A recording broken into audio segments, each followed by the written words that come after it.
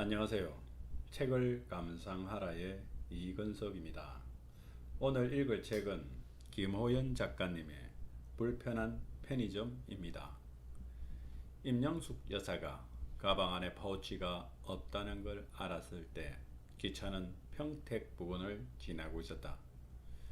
문제는 어디서 잃어버렸는지 기억도 없고 감퇴되는 기억력이 그녀를 더욱 불안하게 만들었다. 어느새 식은땀을 흐르며 그녀는 자신의 지난 행적을 필사적으로 떠올려 보았다. 지갑, 통장, 수첩 등 자신의 가장 중요한 것들인 당긴 파우치가 없다는 것에 그녀는 숨이 막힐 지경이었다. 낯선 공이번호로 울리는 핸드폰을 심호흡하며 전화를 받았다. 여보세요? 누구세요? 영숙이에요? 예, 그런데요. 지갑요. 맞아요. 주우신 분인가요? 어디시죠? 서울. 서울 어디요? 혹시 서울역 아닌가요? 그렇죠. 서울역. 안도의 한숨을 내쉬며 지갑 찾아주셔서 고맙습니다. 다음 역에 내려 돌아갈 테니 보관해 주시거나 어디 맡겨 주실 수 있나요? 사례는 제가 가는 대로 해 드릴게요. 여기 있죠. 갈 데도 없죠. 그래요. 알겠어요. 서울역 어디서 만날까요? 공항철도 가는 길. 지에서 편의점요. 고맙습니다. 빨리 갈게요. 천천히 와요. 알겠어요. 고맙습니다. 그는 휴대폰 없는 녹수자임을 확신하고 임 여사는 지갑을 돌려준데도 뭔가 불안하고 다른 걸 요구할까 두려움이 번졌다. 사내가 굳이 해코지를 할 것 같지 않고 사례비는 지갑 안에 있는 4만 원을 건네면 충분할 듯했다. 돌아가는 기차 안에서 똑같은 번호가 울려 불안한 기분의 전화를 받았다. 저요. 말씀하세요. 선생님, 배가 고팠어요. 그랬어요. 편의점, 도시락, 안 돼요? 그러세요. 도시락 사드시고요. 목마를 테니 음료수도 같이 사드시고 계세요. 고마워요. 전화를 끊고 얼마 지나지 않은 휴대폰 결제 문자가 떴다. 4,900원이었고 음료수를 안 사먹은 걸 보니 염치는 있어 보였고 혹시 모르니 누굴 불러야 할까 고민한다. 교단에서 정년을 맞을 때까지 한 번도 비굴하게 굴지 않고 당당히 온갖 학생들을 상대했던 자신을 믿기로 했다. 그는 대걸레같이 떡이져 있는 장발에 얇은 스포츠 점퍼와 더러워져 베이직색인지 갈색인지 모를 면바지를 입고 있었다. 그런 그가 도시락을 먹고 있는데 3명의 낯선 사내가 도시락을 먹고 있는 그를 향해 달려들었고 사내를 뭉갠 채 무언가 뺏기 위해 안간힘을 써댔다. 사내는 먹던 도시락을 들군 채 온몸을 공처럼 웅크리고 방어했다. 하지만 결국 놈들에 의해 목이 졸리고 팔이 떨리며 지키고 있던 물건을 빼앗기고 말았다. 사내가 반격하듯 파우치를 진 놈을 향해 몸을 던졌다. 다시 파우치를 빼앗은 사내를 다른 녀석이 덮치려는 순간 임 여사는 눈에 불을 켜며 그들을 향해 목에 핏대를 세웠다. 야, 이놈들아, 그거 놓지 못해? 그녀는 달려가 가방으로 맨 앞 녀석의 머리를 내리찍었다. 놈이 고통스러워하자 다른 녀석들은 일어나 뒷걸음질치기 시작했다. 도둑이야, 내 지갑 훔쳐간다. 이놈들이야다. 품 안에 파우치를 끊어 안은 채 웅크리고 있는 사내에게 다가갔다. 괜찮아요? 사내는 맞아서 부은 눈두덩이, 코피와 콧물이 섞여 나오는 코와 수염으로 가려진 입이 원시인처럼 보였다. 진짜 괜찮아요? 사내는 고개를 끄덕이곤 염여사를 살폈다. 염여사는 빨리 이 자리를 뜨고 싶은 마음이 앞섰다. 고마워요. 그거 챙겨줬어. 사내가 자신의 왼팔로 감싼 파우치를 오른손으로 짚더니 그녀에게 건네다가 다시 자기 품으로 회수했다. 놀란 그녀를 꼼꼼하게 살피며 그가 파우치를 열었다. 뭐 하는 거예요? 주인. 맞아요? 그럼요. 내가 주인이니까 알고 온 거잖아요. 아까 나랑 통화한 거 기억 안 나요? 사내는 거기서 신분증을 꺼내 살피더니 주민번호요. 아니 내가 지금 거짓말 하는 것 같아요? 확실해야 해요. 이거 주인 돌려줄 제 책임이 있어요. 거기 주민등록증 내 사진 붙어 있잖아요. 비교해봐요. 사진 안 같아 보여요. 황당하지만 화도 나지 않았다. 사내는 오래오래 됐어요. 사진이라고 덧붙였다. 주민번호와 말해봐요. 염 여사는 한숨 뒤 또박또박 말하며 맞다. 확실히 해야죠. 헤헤헤. 그쵸. 파우치를 건네며 사내에게 고마움이 물결쳤으며 어지간히 책임감이 없으면 할 수 없는 행동이기 때문이다. 임 여사는 지갑에 현찰 4만 원을 꺼냈다. 여기요. 받아요. 사내는 받지 않고 휴지로 코를 닦으며 돌아서서 걷기 시작했다. 사례비를 진 손이 민망해진 그녀는 사내를 바라보았다. 아저씨, 나랑 잠깐 어디 가요? 예? 15분쯤 걸었을까? 임 여사가 뒤를 돌아보자 사내는 두리번대며 거리 풍경을 살피기에 여념이 없었다. 이곳 청파동이 바로 자신의 동네이고 임 여사가 소유한 작은 사업체인 편의점이 자리 잡고 있었다. 어서 오세요. 오셨어요? 아르바이트생 시연이 휴대폰을 내려놓으며 임 여사에게 미소로 인사했다. 시연이는 사내를 보고 표정이 딱해지는 게 보였다. 괜찮아, 손님이야. 임 여사는 사내 팔을 끌고 도시락 진열대로 향했다. 마음껏 골라요. 먹고 싶은 거. 고민하며. 여기 내가 운영하는 편의점이니까 눈치 말고 마음껏. 그럼 왜요? 먹고 싶은 게 없어요? 박찬호 도시락 없어요. 여기 GS 편의점이 아니에요. 박찬호 도시락은 GS에만 팔거든요. 여기도 맛있는 거 많아요. 한번 골라봐요. 박찬호가 도시락도 잘해요. 이거 먹어요. 사내진미 도시락. 이거 반찬도 많고 좋아. 사내는 도시락을 탐구하며 고개를 들고 그녀에게 꾸벅 인사했다. 그리고는 마치 자기 지정석인 양 가게를 나가 야외 테이블로 향했다. 염 여사는 사내 행동을 살피다 컵 된장국을 하나 집어와 같이 먹어요. 국물이 있어야 좀 낫지. 그녀는 편의점으로 들어가 종이컵에 물을 따라 사내 옆에 놓으며 맞은편에 앉았다. 천천히 먹어요. 아무도 안 뺏어 먹으니까. 사내는 임 여사를 올려다보며 맛있어요. 진짜 사사네 진미. 남은 어묵볶음을 젓가락질하는 그를 보며 염 여사는 묘한 만족감을 느꼈다. 얼마 안 남은 어묵볶음을 집요하게 잡으려 하는 그의 안간힘에서 삶의 숭고함을 엿보았기 때문이다.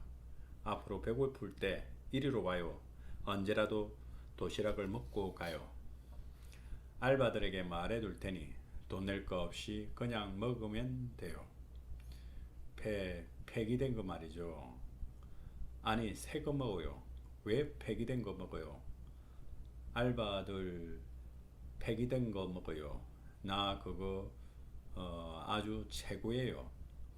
우리 편의점은 폐기된 거 안 먹여요. 알바한테도 당신한테도. 그러니까 제대로 된 거 먹어요.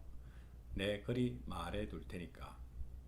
깔끔하게 비운 플라스틱 도시락에서 고개를 든 사내가 염 여사를 보았다. 잘 먹었습니다. 고맙습니다. 나야말로 파우치 지켜줘 고마워요. 그게 원래 두 놈이 챙겼어요. 두 놈요?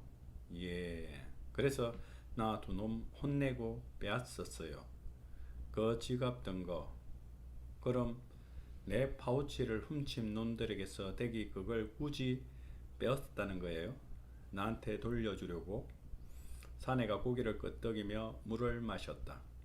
두 놈이면 나 이겨요. 셋은 힘들어. 걔들 다음에 따로 나한테 혼나요. 사내는 남은 물을 마시고 주위를 살피며 근데요, 여기 어디죠? 여기 청파동 푸른 언덕. 푸른 언덕? 좋네요. 사내는 자연스럽게 자율용통에 그것을 놓고 인사를 하고 편의점을 던졌다. 임 여사는 호기심 어린 시연에게 지금까지 일을 털어놓자 시연은 신기함과 걱정이 반반 섞인 쥐임새를 연신 터뜨렸다. 재미있는 사람이야. 경우가 있어서 노숙자라고는 믿기지가 않네. 제가 보기엔 그냥 노숙자인데 지갑이 혹시 없어진 거 있나 보세요. 임 여사는 파우치를 열고 살피더니 신분증을 꺼내며 달라 보이니? 똑같으신데요. 흰머리 조금 빼곤 하나도 안 늙어 보이세요. 임 여사는 신분증 사진과 함께 달라 보였다. 분하지만 그 사람 말이 맞네. 예? 경우가 있어. 시연이 넌 배려가 있고 그런데 부산 안 가세요? 아이쿠 내 정신 봐. 늦게라도 오늘 밤까지 부산에 도착해야 했다. 사촌 언니의 장례식이 있었고 간 김에 부산에서 며칠 보낼 계획이었다. 부산에서 닷새간 일을 보고 돌아온 염 여사가 편의점에 들렀다. 시연이는 기다렸다는 듯이 염 여사 옆에 착 붙어 말했다. 사장님, 그 사람 매일 하루도 안 빼놓고 왔어요. 누구 말이냐? 아, 노숙자 사네? 예. 매일 제 시간에 와서 도시락 하나씩 꼬박 먹고 갔어요. 다른 알바들 타임에는 안 왔다더냐? 예, 제 시간에만 왔더라고요. 그럼 그 사람이 너 좋아하는 거 아니니? 시연이는 질색하는 표정을 지으며 근데요 사장님 생각해보니까 제 시간에만 오는 게 저녁 8시 폐기 시간 맞춰 오는 거더라고요. 뭐 새거 주라고 했잖니? 말했죠. 근데 새거들이라고 해도 곧 죽으라 폐기 도시락 먹겠다고 우기더라고요. 그래도 내가 새거 주겠다고 말했는데 성의 없게 됐잖아. 사장님 그게 쉽지 않게요. 그 사람이 카운터에서 우게 되면 냄새와 모양새를 보고 손님이 나간 적도 있어서 어쩌겠어요. 보내고 환기도 시켜야 하고요. 휴 알겠다. 경우가 있어 역시. 어제는 좀 늦길래 어디 아픈가 걱정이 다 되더라고요. 시연이 너 그렇게 착해서 어떻게 세상을 살려 그러니. 사장님이야말로 노숙자에게 도시락 주실 순진한 생각을 하시다니. 그 사람이 불속 동료들까지 데려오면 어쩌려고 그러세요. 그럴 사람은 아니더라. 에이 어떻게 그걸 다 아세요. 내가 사람 보는 눈이 있어. 그러니 너도 고용한 거 아니니. 역시 대단하세요. 염 여사는 시연이 공무원 시험에 합격해 당당히 이곳을 뜨기를 바라면서도 한편으로는 서운함이 뭉게뭉게 일었다. 그날 밤 집에 와 TV를 보며 잠시 잠든 사이 전화벨이 울리며 잠을 깨어 액정을 보니 아들이라고 떠 있었다. 취해서 그녀의 생일도 모르고 오로지 편의점에 정리하여 사업 자금을 보태고 어머니는 여유롭게 사실 수 있다는 뜬구름 잡는 소리였다. 민식아, 가족한테 사기치는 거 아니다. 엄마는 왜 나를 못 믿어요? 아들이 정말 그럴 사람이야? 역사교사로 정년을 보낸 내가 한마디 하자면 국가고 사람이고 다 지난 일을 가지고 평가받는 거란다. 내가 그동안 한 짓을 돌려봐라. 너는 너 자신을 믿을 수 있니? 휴, 엄마, 나 외로워. 가족이 날 더 외롭게 하는 거야. 술 주정하는 거면 전화 끊으라. 엄마! 전화를 끊고 염 여사는 주방에서 맥주 한 캔을 벌컥벌컥 들이켰다. 어떻게 해야 할지 모르겠다. 자식 문제는 늘 그녀를 고장난 저울로 만들었다. 인정하기 싫지만 아들은 못 나이에 준 사기꾼이라. 며느리 역시 그걸 알고 결혼 후 2년 만에 이혼하고 그 후 3년 만에 남은 재산을 다 털어먹고 초라한 꼴이 되었다. 노숙자의 끼니는 챙기면서 아들은 왜 못 챙기는 걸까? 생일을 맞아 염려 사는 딸과 사이, 그리고 무한한 행복인 손녀 준이와 함께 했다. 이번엔 딸네 가족이 청파동으로 오지 않고 자신들 동네의 주상복합 건물 내 한우집으로 초대했다. 딸과 사이는 강남을 목표로 야심찬 재테크와 살림으로 잘 지내는 걸 보며 딸은 점점 딸 같지 않고 사유는 더욱 사돈댁 사람 같아 보였다. 음식이 나왔다. 염려사는 사위가 구워주는 고기를 자신의 입으로 가져가는데 주력했다. 마침내 딸은 건배를 하고 기다렸다는 듯 입을 열었다. 엄마, 준이 이번에 태권도 학원 다니기로 했거든. 여자아이가 태권도까지 뭘 또. 아니, 배우신 분이 왜 그럴까?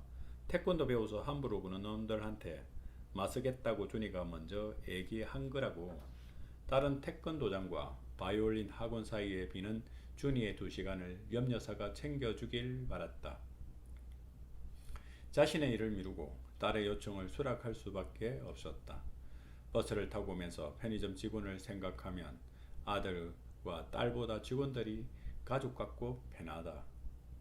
오전에 편의점을 책임지는 노 여사는 동네에서 20년을 알아온 친구이자 같은 교회 성도이기도 하다. 시연이는 1년간 자리를 채워준 거에 감사하고 편의점 밤을 책임지는 성필씨 역시 그녀에게는 1등 공신이다. 2년 전 수시로 그만두는 야간 알바 때문에 골치가 아픈 차에 편의점 부근 반지하에 2 아들을 둔 가정인 그는 종종 담배를 사가던 동네 아저씨인데 구인 전단지를 보고 실직 상태라 생활비를 벌어야 된다면서 일을 시작했다. 고로 문제는 딱 하나, 장사가 잘 안된다는 것이다. 편의점을 차린 건 남편의 유산을 어떻게 처리할까 고민하던 중 남동생의 조언으로 시작했고 자신은 연금으로 살고 이 매장으로 편의점 식구들 생계가 해결된다면 그것으로 그만이다. 그리고 이 사업장이 자기 하나만을 위한 것이 아니라 직원들의 삶이 걸린 문제라는 걸 깨닫고 나서 신경을 쓰게 되었다. 처음에는 장사가 잘 되었지만 100m도 안 되는 곳에 다른 브랜드의 편의점이 2개나 더 생겼고 그 두 곳은 미친 듯 경쟁하면서 임여사의 편의점은 매출이 줄었다. 다음날 염여사는 도시락 폐기 시간에 맞춰 편의점에 나왔다. 노숙자 사내는 야외 테이블을 정리하고 청소하는 모습이 근사해 보였다. 어머, 오셨어요? 도시락 챙겨드리는 거니? 예, 청소도 저분이 도와주시니까 고맙잖아요. 시아는 편의점으로 들어가 노숙자 사내는 그녀에게 인사를 하고 식사를 하는 중에 점프해서 소주가 반쯤 든 녹색병의 뚜껑을 딴 사내는 반주와 함께 도시락을 해치우는 걸 본 그녀는 편의점에서 캔커피 2개를 가지고 나왔다. 날이 춥죠? 노숙자가 묻는다. 그러네요. 날이 추워질 텐데 그쪽은 계속 서울역에 있을 거예요? 추우니까 더 거기 있어야죠. 하루에 이거 한 끼 먹는 게 다예요. 종교 행사가 점심 먹는데 찬송가 시켜 싫어요. 하긴 좀 그렇죠. 그런데 집이 어디예요? 돌아갈 생각은 안 해봤어요? 몰라요. 그럼 그쪽 이름이라도 알 수 있을까요? 몰라요. 휴. 그럼 내가 그쪽을 어떻게 불렀으면 좋겠어요? 돕고, 돕고, 돕고. 다들 그렇게 불러요. 알겠어요, 돕고씨. 매일 잊지 말고 오도록 해요. 엊그제는 늦게 왔다고 해서 걱정했어요. 그러지 마요. 신경 쓰지 마요. 도시락을 먹게 해주는 건 독고씨를 조금이라도 돕고 싶어서예요. 그러니 여기서 소주를 먹는 걸 가만둘 수 없어요. 한 병 그 간에 기별도 안 가는데 어쨌든 난 원칙이 있는 사람이에요. 이 야외 테이블은 내 소유고 여기서는 소주는 허락할 수 없으니 그렇게 알아요. 도쿠시는 말없이 침을 삼켰다. 휴지로 테이블을 닦은 뒤 그녀에게 인사하고 돌아갔다. 사장님 죄송합니다. 급하게 그만둬야 할 것 같습니다. 막 출근한 성필 씨의 말에 당황하지 않을 수 없었다. 그는 중소기업 사장, 운전기사 일을 얻었다고 했다. 염 여사는 알바를 구할 때까지 땜빵을 서야 할 자신 모습에 머리가 지끈거렸다. 성필 씨에게 그동안 고맙다고 보너스를 챙겨주겠다는 말에 그는 감동의 표정을 지었다. 시연이 너도 합격만 해. 합격만 하면 출근 정정은 내가 사주마. 예. 아, 그나저나 알바 좀 알아봐라. 나도 교회 청년회에 말해 놓을 테니까 알아볼게요. 노는 애들은 많아요. 역시 야간 알바는 쉽게 구해지지 않았다. 사흘째 염 여사가 밤을 새우며 근무 중이다. 알바 때문에 아들에게 전화를 걸었지만 고급 인력이 알바를 할 수 없다며 이참에 팔고 자신의 새 사업에 투자하라고 실로 도움은커녕 우는 사람 뺨 때리는 발언을 쏟아냈다. 창고 정리를 다 마치고 새벽 4시 그녀는 카운터에 상체를 기댄 채 감기는 눈에 힘을 주며 하품을 했다. 그때 딸랑 소리와 함께 요란한 욕설을 앞세운 20대 남자들과 여자애 둘이 편의점으로 들어왔다. 아이 씨발 여기 붕어 싸먹고 없잖아. 아니야 여기 있잖아. 떡 붕어 싸먹고. 떡 싫다고. 존나 싫다고. 니네 싸먹고가 뭔 뜻인지 아냐? 싸고 양도 많고거든. 뭐래? 아직도 싸먹고 찾아? 아 근데 왜 비비빅이 없어? 밥 먹고 싶은데 씨. 여기 밥 한 바 있다. 밥 한 바 처먹어. 바보야 밥 한 바는 밤이고 난 밥 먹고 싶다고. 밥 먹고 싶음 팥빙수 먹어. 여기 있네. 개 추운데 뭔 팥빙수야. 이런 팥빙신아. 뭐야 이 시발이 뭐래. 아이 님이 참다 못한 염려사. 이봐요 학생들 하며 빨리 집에 가라고 말을 마구 쏘아붙였다. 머리를 노랗게 염색한 여자애가 바닥에 침을 뱉으며 할매 구미호야. 목숨 몇 개 있어? 너희들이 먼저 소란 피웠잖니. CCTV에 다 나올 거야. 계산이나 해. 확 붕어 눈깔 만들어버리기 전에. 염여사는 또 기올랐다. 너희들에게 안 팔아. 나가. 안 그러면 경찰 부를 테니까. 노란 여자애가 붕어 싸먹고를 던지며 염여사의 머리를 톡 쳤다. 나 할매 같은 선생 쭉빵 날려 대학 당했거든. 노란 여자애가 다시 싸망코로 염여사의 볼을 치려는 순간 여자의 손목을 잡고 너 혼나볼래 진짜?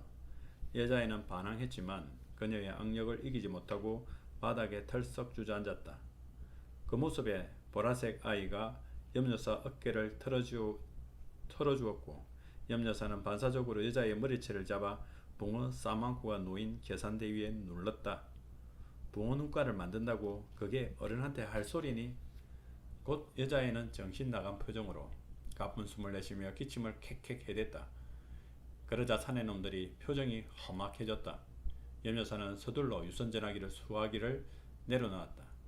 그러면 자동으로 연결된다. 사내 하나가 포스기를 부술 듯 달려들면서 물러나자 너희네가 진짜 뒤지려고 한장했나? 그러면서 수화기를 들더니 유선 전화기에 올려놓았다. 야 처발로 CCTV 녹화기 챙기면 돼. 돈도 챙기고.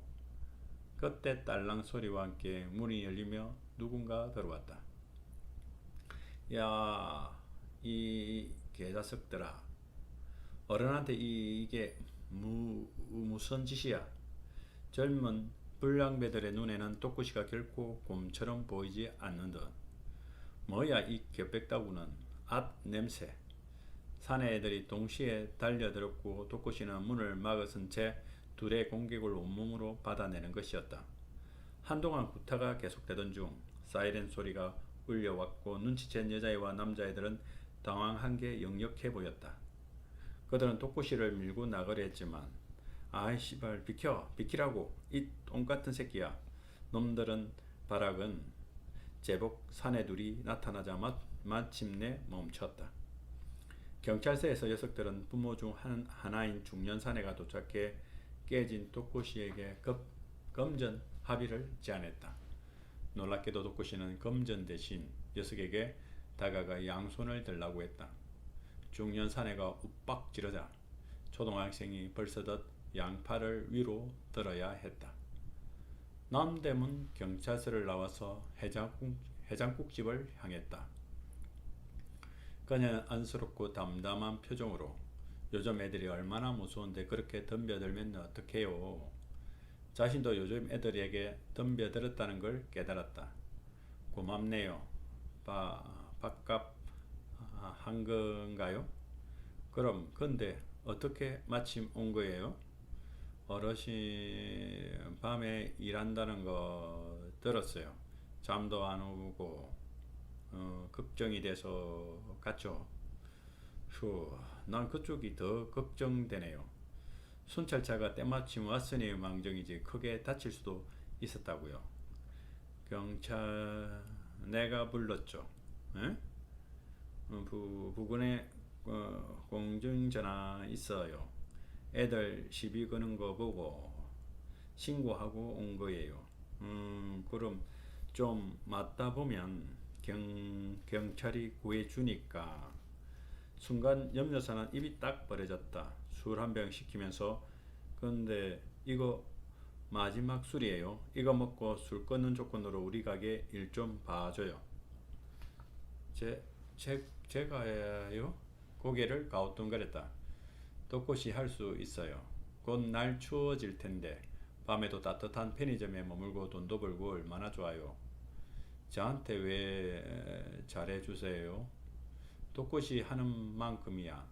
게다가 나 힘들고 무서워서 밤에 편의점 못 있겠어요. 그쪽이 일해줘요. 져야 해요. 나 누군지 모르잖아요. 뭘 몰라. 나 도와주는 사람이죠. 그때 결심한 듯 도꼬시가 염여사를 응시했다. 그럼 한 병 더요. 한 병만 먹고 끊는 건 좀 억울해서 그러도록 해요. 밥 먹고 내가 가불해 줄 테니 사우나가 씻고 머리도 깎고 옷도 사입고 그리고 나서 편의점 와요. 고마워요. 두 사람은 건배로 고용계약서를 마무리 지었다. 시연의 수많은 알바 인생의 종착점인 편의점이 된 것은 어쩌면 자연스러운 결과였다. 그는 편의점에 들어와 반나절 만에 인수인계를 마쳤고 이후 지금까지 매일 오후 2시에서 10시까지 8시간을 일하며 공무원 시험을 준비하는 중이다. 사장님의 특별한 배려에 미안한 마음에 시연은 손님들에게 최선을 다해 친절하게 응대하려고 한다. 하지만 최근 꾸준히 드나드는 JS, 즉 진상 하나가 치가 떨릴 정도로 싫다. 40대 중반으로 마른 체구에 툭 튀어나온 눈이 딱 봐도 고약하게 생겼는데 반말에 날짜가 지난 안내판을 치우지 못한 것의 실수였다. 손님, 이게 어제까지 행사였어요. 적용이 안됩니다. 그럼 기간 지난 그 안내판 왜 안 내렸어? 그럴 수 없어요. 행사 안내판에 기한이 적혀 있는데요. 아니 내가 노안인데다 기한 표시를 크게 제대로 했어야지. 손님, 안 되겠습니다만 이따위 과자 안 먹어. 담배 어떤 걸로 드릴까요? 맨날 피우는 거 있잖아. 매일 담배 팔아주는데 단골대하는 것이 이랬어야 되겠어. 자, 담배를 받고 돈을 던진 뒤 놈은 잔돈을 챙겨 나가서 금년이라고 붙여 두어도 피우고 꽁초도 아무데나 버리고 간다. 황골탈퇴한 독고씨를 데리고 온 사장님은 시은에게 그가 야간 알바를 맡을 거라 말했다. 심지어 사장님은 독고씨의 매장 업무 교육을 시은이 맡아줄 것을 제안하는 게 아닌가. 사실 시은은 과거에 짝사랑하던 남자 사람 친구가 살던 동네가 청파동이었다. 녀석은 불쑥 호주로 워킹 홀리데이를 떠나 몇 년이 지난 지금까지 돌아오지 않고 있다. 시현 역시 일본으로 가기로 마음먹었으나 차일피일 미루다가 올해 6월에 일본과의 무역전쟁으로 관계가 악화되어 꿈을 기약 없이 되어버렸다. 또쿠시는 열심히 시현이 가르쳐주는 내용을 받아들였다. 오늘 밤은 사장님이 같이 계셔 주신다지만 내일부터 혼자라고요. 잘 기억하세요. 아, 알겠어요. 근데 그 두 개 같이 계산하는 거 그냥 바코드 리더기에 대고 찍으시면 돼요. 뭘 찍어요? 시연 물어본다. 상품요? 상품 어디요? 그거 줄 많은 바코드인가? 바코드요. 그러니까 줄을 대고 찍으면 오케이. 오케이. 다음날 학원 수업을 마치고 편의점에 들어선 시연에게 카운터에 오 여사가 득달같이 다가왔다. 시연씨, 그 밀은 곰탱이 같은 인간 대체 뭐예요? 오 여사의 말투는 늘 따지고 아들 때문인지 공격성으로 무정한 말투로 따져 묻는다. 아니, 웃지만 말고 내 말에 대답해봐요. 혹시 시연씨가 소개한 사람이에요? 뭐 하는 사람이에요? 말도 더듬고 말이야. 저 아니고 사장님이 직접 발탁하셨습니다. 대체 사장님은 어디서 그런 사람을 데려온 거예요? 저도 딱히 모르겠어요. 사장님이 야간 일을 힘들다고 아무나 뽑은 것 같은데 반대 의견 내야 하지 않을까? 저는 잘 모르겠어요. 근데 나쁜 사람 같지 않더라고요. 누가 처음부터 나쁜가? 그 사람같이 어루숙하고 어눌한 사람들이 나중에 몰래 헤쳐먹고 그런다고. 사장님도 학교에만 있어서 사이가 얼마나 못된 사람들이 많은지 몰라요. 시현씨 친구 없어? 제가 친구가 별로 없었어요. 아니, 왜 젊은 사람이 친구도 없고 그래? 시현은 발끈하는 심정을 감추고 되물었다. 오 여사님 아들은 어때요? 저번에 집에서 게임만 해서 골치라고 하셨잖아요. 아유, 우리 아들 공무원 준비한다고 해서 이왕이면 외교관 되는 시험 보라고 그랬어. 그래도 걔는 공부머리 있거든. 시현은 일하는 척했고 공무원 시험에 합격하고서 편의점을 그만둘 거라고. 그리고 오 여사 아들이 시험에서 고배를 마시는 꼴을 비워서주고 떠나겠다고 다짐했다. 밀은 곰탱이는 공자시사에 돈도 버니 이거야말로 그에게 꿀빠는 상황이다. 8시부터 시연이 퇴근하는 10시까지 접객과 계산을 배우고 사장님에게서는 야간 근무 수칙을 배울 것이다. 시연에게 인사도 대충 하고 잠시 후 커피를 가지고 창밖을 바라보며 우아한 척 마시는 것이 꼴불견이 아닐 수 없었다. 밤에 자꾸 졸려 커피 계속 마셨어요. 이게 제일 좋더라고요. 카누 블랙은 당뇨 있는 사장님만 드시는 거예요. 그래서 사장님이 나한테 이걸 권했네. 예?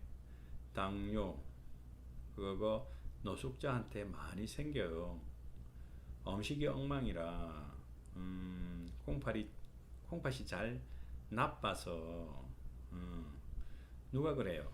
아침 방송 나오는 전문가가 그래요. 서울역에서 TV 맨날 봐서 알아요. 예, 많이 드시고 건강 잘 챙기세요. 딸랑 손님이 들어왔다. 그날 또 어서 오요라며 늦게 인사한 뒤 커피를 후루룩 마시고 계산대에 왔다. 앞불사 JS 오브 JS였다. 며칠 보이지 않길래 알터니가 빠진 듯 시원했는데 하필 이 시간에 JS예요. 긴장하세요. 뭐라고요? 뭐서 S요? 진상이라고요. 진상은 JS라고 했잖아요. 아, 맞아. 진상 어디 있어요? 크게 말하지 말아요. 놈은 과자 몇 개를 계산대에 던져 놓았다. 틀렸다. 봉지를 구매하겠냐고 먼저 물어야 한다. 바코드를 다 찍고 가격을 말한다. JS는 신인 교육 중인 걸 눈치채고 쓱 돌아보고 비웃음을 지었다. 담배? 안 피우는데? 담배 달라고. 담배 뭐? 야, 너 손님한테 말버릇이 그게 뭐야? 너 몇 살이야? 뭐 몰라. 그 웃기는 새끼네. 너 바보야? 아닌데. 담배 뭐 바보 맞나 안 맞나 한 보자. S 체인지 312 당장. 그런데 덕구씨는 한 번에 집어들고 바코드를 찍는 게 아닌가. JS는 승부욕이 돋는지 카드를 툭 던졌다. 계산을 마치고 카드를 돌려주었다. 봉지는 그냥 들고 가. 봉지 비닐이라 환경 안 좋거든. 희직 웃었다. 나 여기서 집 멀어. 봉지 없이 이거 들고 가라고? 그럼 사. 미리 말해줬어야지. 그거 얼마 한다고? 카드 긁으라 그래. 그냥 하나 줘. 그건 어려운데? 아니 손님한테 불편을 줬으면 해결을 해줘야 할 거 아니야. 여기 편의점 아니야? 그래 안 그래? 그때 그는 창구로 가서 꼬질꼬질해진 에코백을 가져와서 계산 옆에 내용물을 털고 과자를 담기 시작했다. 놈은 화를 내며 당신 지금 뭐 하는 거야? 여기 담아 가라고. 그 더러운 곳에 물건을 담으면 어떡해? 더러운 거 빨았으면 돼. 보다 못한 시인이 나섰다. 죄송합니다. 이분이 처음이라. 하지만 덕구씨는 당황한 시연을 뒤로하고 손을 쭉 뻗어 놈의 코앞에 에코백을 들이댔다. 놈은 툭 튀어나온 눈으로 죽일 듯 노려봤지만 꼼짝없는 덕구씨의 태도에 당황한 듯 했다. 곧 놈은 짜증난 표정으로 에코백을 채가서 편의점을 나갔다. 덕구씨 어쨌거나 봉지 안 준 건 잘했어요. 미안해요. 내가 까먹었어요. 시연씨가 분명 가르쳐 주었는데. 미안할 거 아니고 다음부터는 잊지 마세요. 그리고 손님이니 싸우면 안 됩니다. 두 명까지는 끄떡없어요. 근데 담배 어떻게 그렇게 쉽게 찾았어요? 간밤에 담배 손님이 많아서 후딱 외웠어요. 그 많은 걸 하루에 다 외웠다고요? 밤새 할 일도 없고 잠도 오고 해서. 혹시 애연가였어요? 몰라요. 기억 상실증인 거예요? 술 때문에 머리가 갔어요. 퇴근 시간이 되었는데 사장님이 오지 않았다. 시연은 문자를 넣었다. 오늘부터 덕구씨 혼자 일한다며 나에게 의향을 물어서 긍정의 답을 보냈다. 그렇게 일주일이 지났다. 더 이상 수습 교육을 받을 필요가 없는 듯 했다. 저녁 시간 손님이 뜸해지자 시연과 덕구씨는 카운터에 서서 함께 김밥에 우유를 먹었다. 아저씨 낮에 어디서 지내요? 사장님이 갑을 해줬어요. 그걸로 서울역 건너편 동자동 쪽방 있어요. 아저씨 이제 말 잘한다. 집이나 가족 뭐 그런 거 기억 안 나요? 덕구씨는 잠시 멈칫하더니 고개를 저었다. 그래도 편의점에 일하니까 괜찮죠? 다 좋은데 술 못 먹어 힘들어요. 술 마시면 나 머리 아파요. 아우, 술 마시는 거 버릇이 돼서 계속 안 먹으면 머리 괜찮아질 거예요. 알겠죠? 이제 졸업이에요. 사장님이 일 다 배운 것 같으면 10시부터 나오게 하라 그랬어요. 내일부터 10시에 오세요. 고맙습니다. 덕분에 잘 배웠어요. 뭘요? 진짜예요. 시연신 가르치는데 재주가 있는 것 같아요. 머리에 바로 들어와요. 인터넷에 올려요. 그 포스기 사용법 진짜 잘 알려줬어요. 그런 걸 인터넷에 어디다 올려요? 유튜브에다가 올리면 필요한 사람들이 필요해요. 그러니까 유튜브에 포스기 사용법을 올리라고요? 나한테 가르쳐 준 것처럼만 하면 도움이 될 거예요. 그리고 유튜브 그거 돈 된대요. TV에서 그랬어요. 시연은 한동안 로그인 하지 않은 자신의 유튜브에 포스기 배우기를 올렸다. 사람들의 반응은 편안하고 싶다며 댓글이 달렸다. 시연은 오 여사가 스트레스를 주지 않느냐고 도쿠시에게 물었다.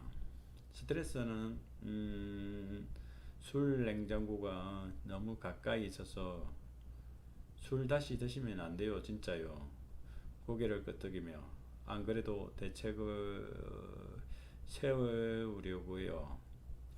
유튜브와 연동된 계정으로 시연에게 낯선 메일이 도착한 건 크리스마스 이브를 하루 앞둔 날이었다.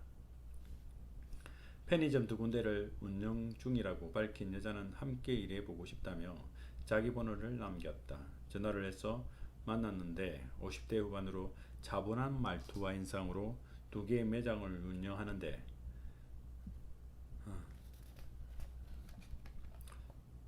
짐장이 필요하다고 말했다.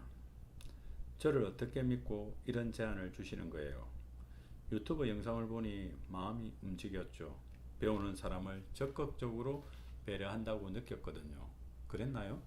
시연은 5분 거리 가깝고 가족과 동네 사람들에게 점장으로 만난다고 생각하니 기분이 좋았다.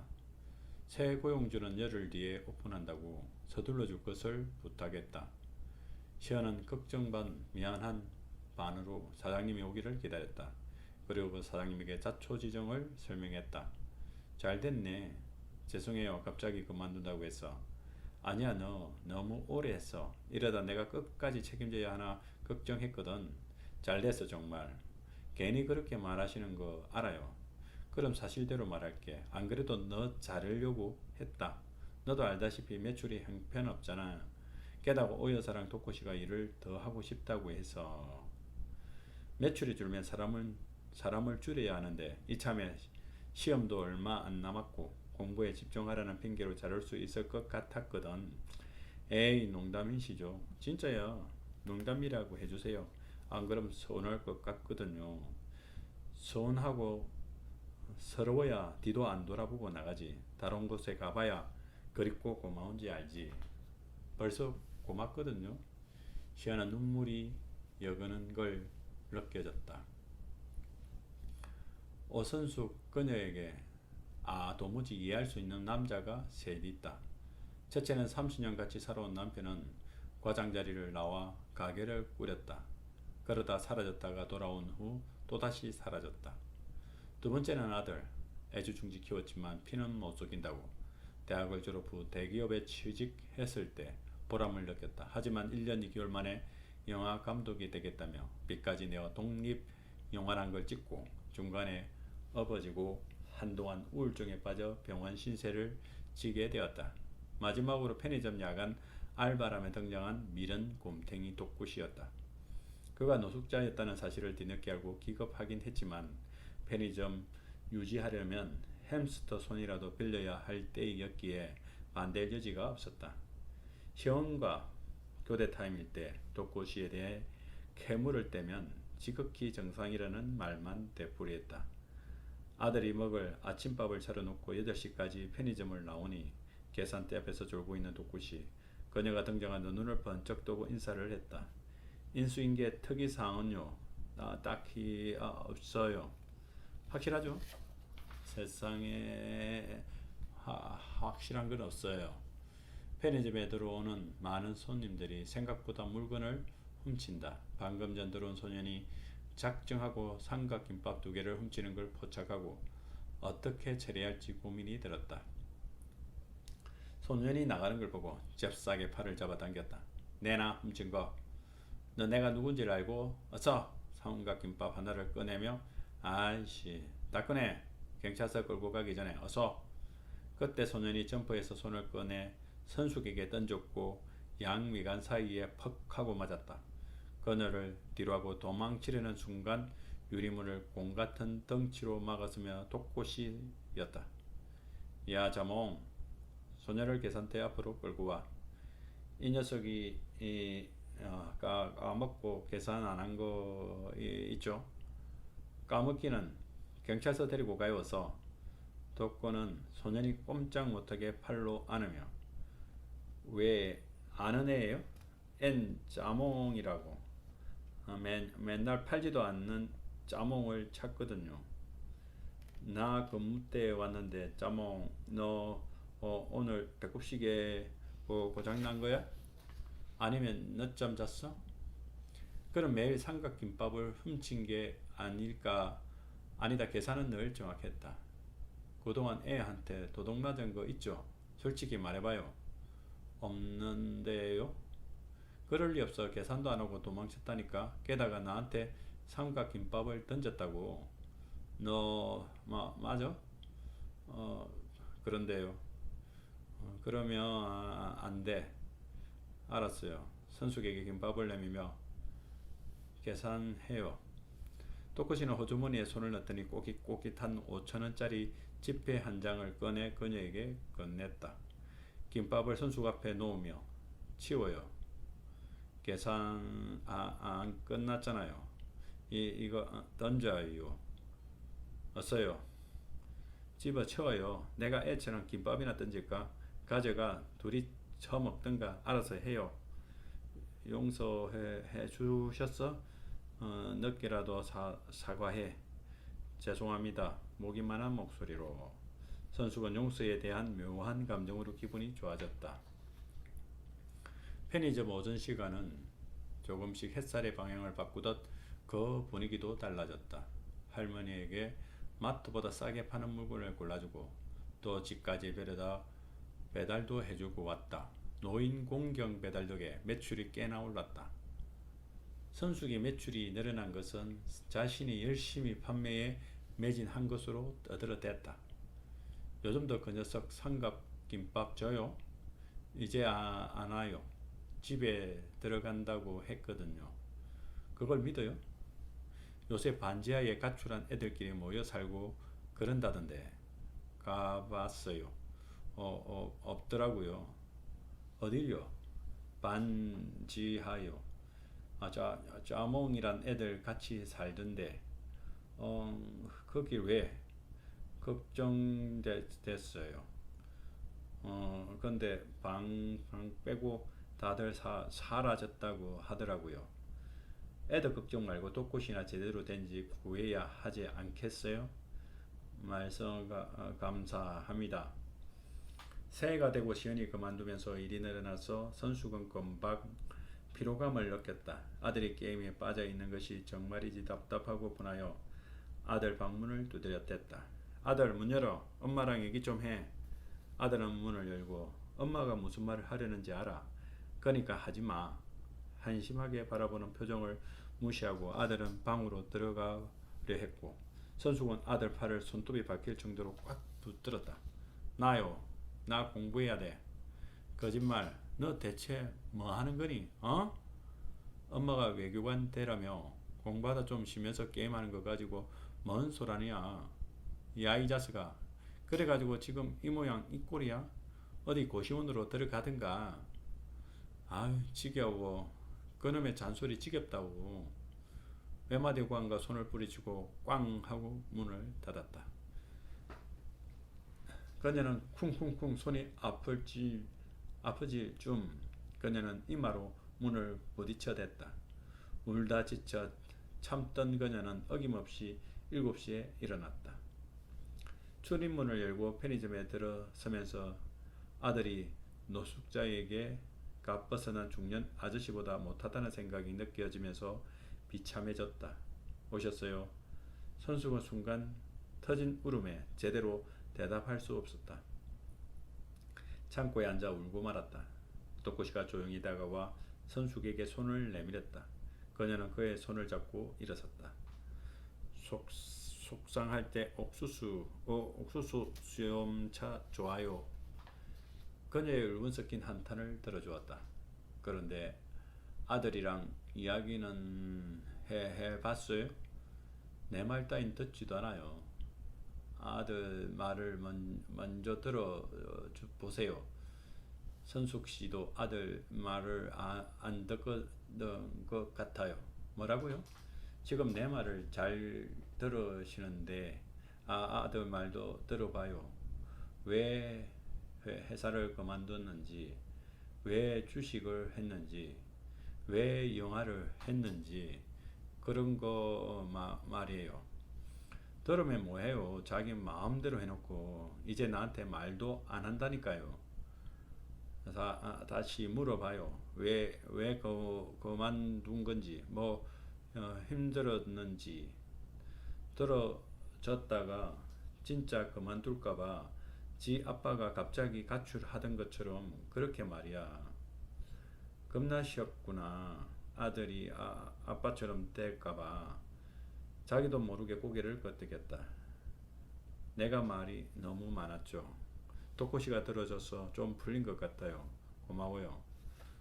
그거예요. 뭐가요? 들어주면 풀려요. 아이 말도 들어줘요. 그러면 풀릴 거예요. 조금이라도. 이거 토코시가 됐던 삼각김밥 2 플러스 1 세트를 내밀며 아들 갖다 줘요. 아들을요? 왜?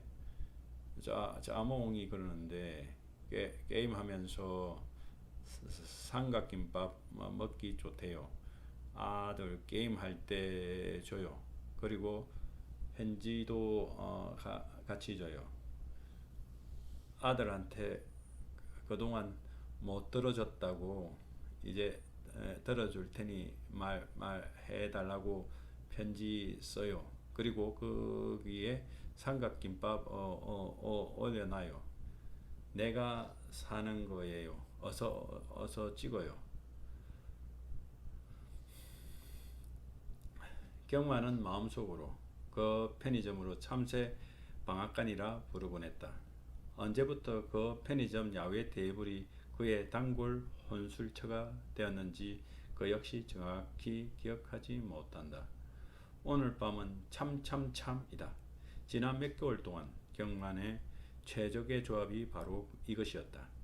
참깨라면과 참치김밥에 참이슬은 빈자의 혼수상 최고 가성비가 아닐 수 없다.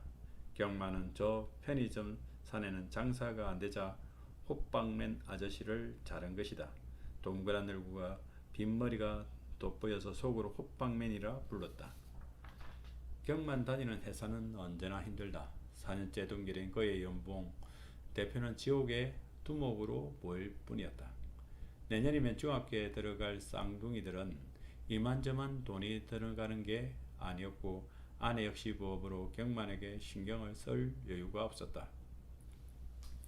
내 편이라는 동질감은 사라진 지 오래였고 아이들에게 안 좋다는 이유로 집안에 술을 못 들이게 했다. 그리고 쌍둥이에게는 재미없는 아빠로 회사에서 잘리고 재취업이 힘들어지면 이 자리마저 위협받는 새드 엔딩으로 마무리되는 게 아닐까. 서디슨 상념에 소주가 바닥나니 한 병 더 마시면 내일을 감당할 자신이었다. 그렇게 한 달여가 흘렀고 2019년 한 해도 마감을 앞두고 있었다. 경마는 피로와 치기로 깜빡 잠이 든 모양이다. 아저씨 이런 데서 주무시면 얼어 죽어요.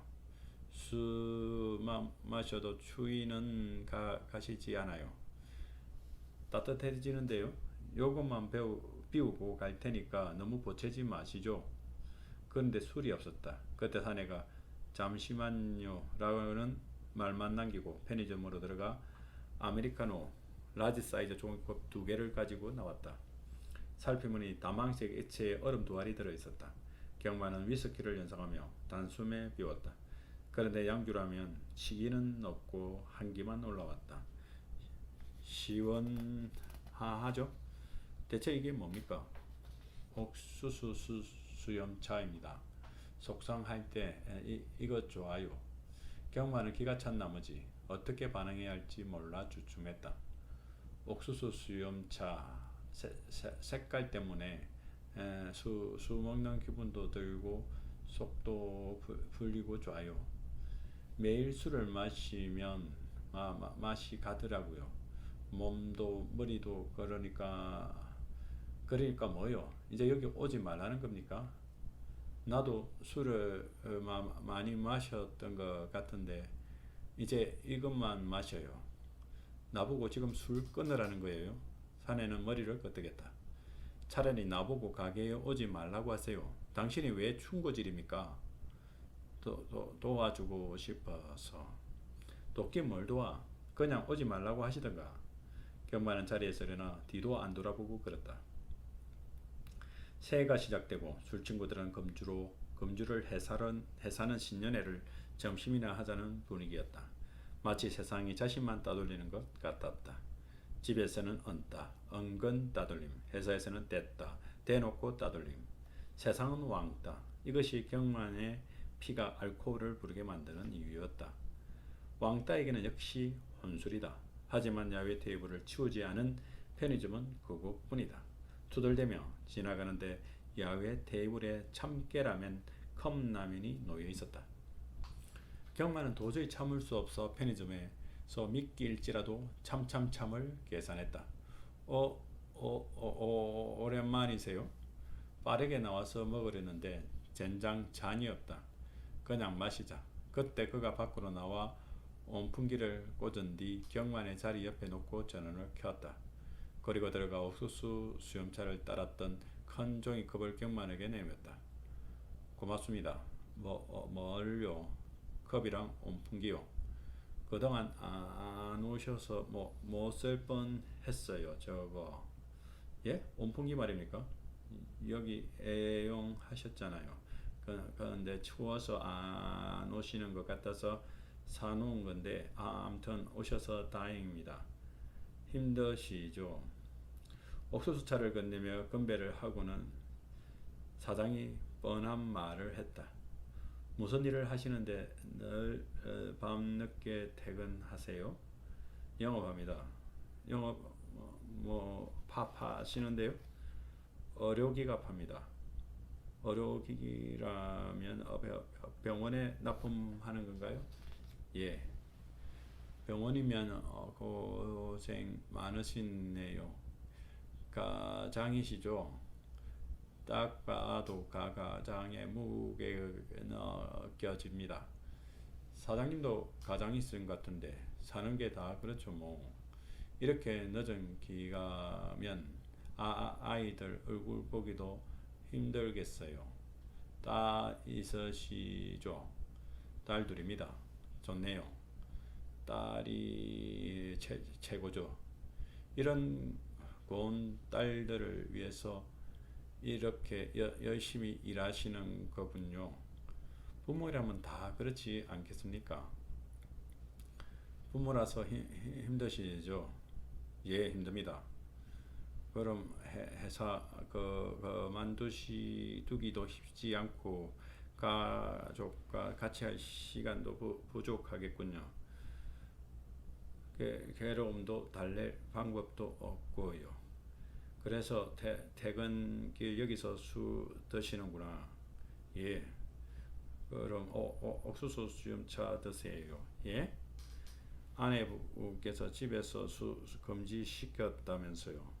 옥수수 수염차 드시고 집에서 야식 먹고 가족과 함께 하세요. 뭐라고요? 저도 술 끊은 지 두 달밖에 안 됩니다. 이게 가능하게 했어요. 경마는 잽싸게 가방을 챙겨 잘 마셨습니다. 술 안 마시면 다음날 개운하게 하루 시작하고 회사에서 능률도 올라갑니다. 그 사내의 훈계질에 치사해서 그 편의점에 혼술 따위 하지 않겠다고 다짐했다. 그래서 술을 안 먹고 곧장 귀가하기로 했다. 가족들은 아빠가 새해에 금주 다짐을 응원한다며 지지해 주어 기분이 좋아졌다. 설 연휴가 끝난 지 며칠 되지 않아 편의점을 찾았는데 야외 테이블에 딸랑 놓인 옥수수 수염차가 빼꼼의 존재감을 느끼게 해주었다. 잘 지내셨나요? 예, 지내셨죠? 예, 덕분에. 어색한 침묵 후 얼마죠? 공짜입니다. 왜죠? 드리려고 놔둔 거니까요. 그러니까 왜죠? 전에 말씀드렸듯이 옥수수 수염차 중독이 있어서 매출 올리려고 그러니까 미끼 상품인 거죠. 고맙습니다. 대신 저것 좀 사가지 그러세요. 로아크라는 초콜릿을 가리켰다. 예, 그거요. 원 플러스 원. 청파동에서 그러니까 아주 똑같이 고운 아이 둘이 이거 좋아해요. 경마는 심장이 두근거렸다. 걔들이 이 초콜릿을 엄청 좋아하는데 언제부턴가 안 사고 초코 우유 원 플러스 원만 사더라고요. 그래서 내가 물었었죠. 너희들 요새 이거 끊었니? 그랬어요. 큰 엔지 작은 엔지 아무튼 하나가 그러더라고요. 이제 원 플러스 원 아니잖아요. 그래서 내가 떠봤죠. 애들아 이거 얼마 한다고 엄마한테 사달라고 그래. 그러니까 걔들이 뭐라고 했는지 아세요? 뭐라고 했는데요? 엄마가 아빠 힘들게 돈 버니까 돈 아껴 써야 한다고 편의점 가면 원 플러스 원만 사라고 그랬다는 거예요. 그 참 정말 알뜰하다 싶었고 애들이 참 잘 컸다 싶었죠. 어제부로 이 상품이 다시 원 플러스 원 됐으니까 오늘은 아버지가 사가시면 되고 내일부터는 딸들 보고 사러 오라고 하세요. 경만의 눈에 눈물이 흘러내리는 걸 본 사내는 헛웃음을 짓더니 계산대 바닥을 통통 두드렸다. 인생의 문제의 해결의 연속이다. 인경은 지도에 볼 보고 청파동까지는 왔는데 늙은 아이폰이 어김없이 동절기 파업을 감행했다. 골목과 골목 사이에 작은 상거리 편의점을 발견하고 편의를 좀 봐주지 않을까. 그녀는 트렁크는 출입문 옆에 두고 초콜릿을 골라 계산하고 포장을 뜯어 한 입 씹었다. 그 후 20대 여자 알바에게 넉살 좋게 말했다.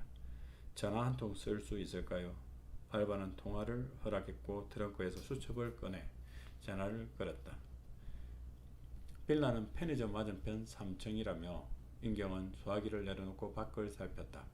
곧 빌라 3층 창문이 열리든지 해수생과 똑같은 미소를 띤 얼굴이 그녀를 향해 손을 흔들어 보였다. 인경은 지난 가을을 원주 박경리 토지문학관에서 보냈다. 그곳은 GPC와 삼시세끼를 무료로 제공해주고 있었는데 그녀는 자신의 작가 생활을 마무리할 계획이었다. 그때 만난 해수쌤이 자신의 빌라가 딸이 방학기간 광주 본가로 가기 때문에 그곳에서 글을 써보라고 제안하셨다.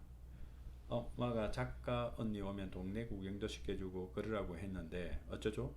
괜찮아요. 저 혼자 잘 다니니까 겨울 동안 깨끗이 잘 쓸게요. 인경은 해수쌤이 잘해주시는 이유를 이렇게 말했다. 밥 딜런이 외할머니가 어린 밥 딜런에게 이렇게 말했다고 해요. 행복은 뭔가 얻으려고 가는 길 위에 있는 것이 아니라 길 자체가 행복이라고. 그리고 내가 만나는 사람이 모두 힘든 싸움을 하고 있기 때문에 친절해야 한다고. 대학로를 떠날 결심을 하게 된 건 배우로서 은퇴한 것이 결정적이었다. 재작년 봄 제작자는 이제 같이 할 수 없다고 통보했고 이젠 젊은 후배에게 물러줘야 한다고 했다. 인경은 선배 연출자의 희곡을 비난하다 아는 척한다고 힐난을 받아들이 힘들었다. 그래서 인경은 틈틈이 써왔던 희곡을 그의 말 한시문사 신춘문예에 투고했고 보란듯이 당선되었다. 그로부터 2년이 흘렀지만 그녀가 완성한 작품은 몇 편 되지 않았다. 그녀를 병한 뒤 홀로 남은 거처에서 초저녁잠을 청했다. 인경은 집안의 식량을 손대지 않기로 마음먹은 걸 떠올리며 편의점으로 갔다. 인경이 좋아하는 과자는 하나도 없었고 신선식품 쪽은 더 빈약했다. 도시락 역시 구성이 부실한 것만 2개 남아있었다. 아쉬운 대로 냉동만두와 육포를 산 인경은 냉장고로 가 맥주를 찾았다. 손아는 4캔을 고를 수 없어 하이네켄 2캔만 꺼내 들었다.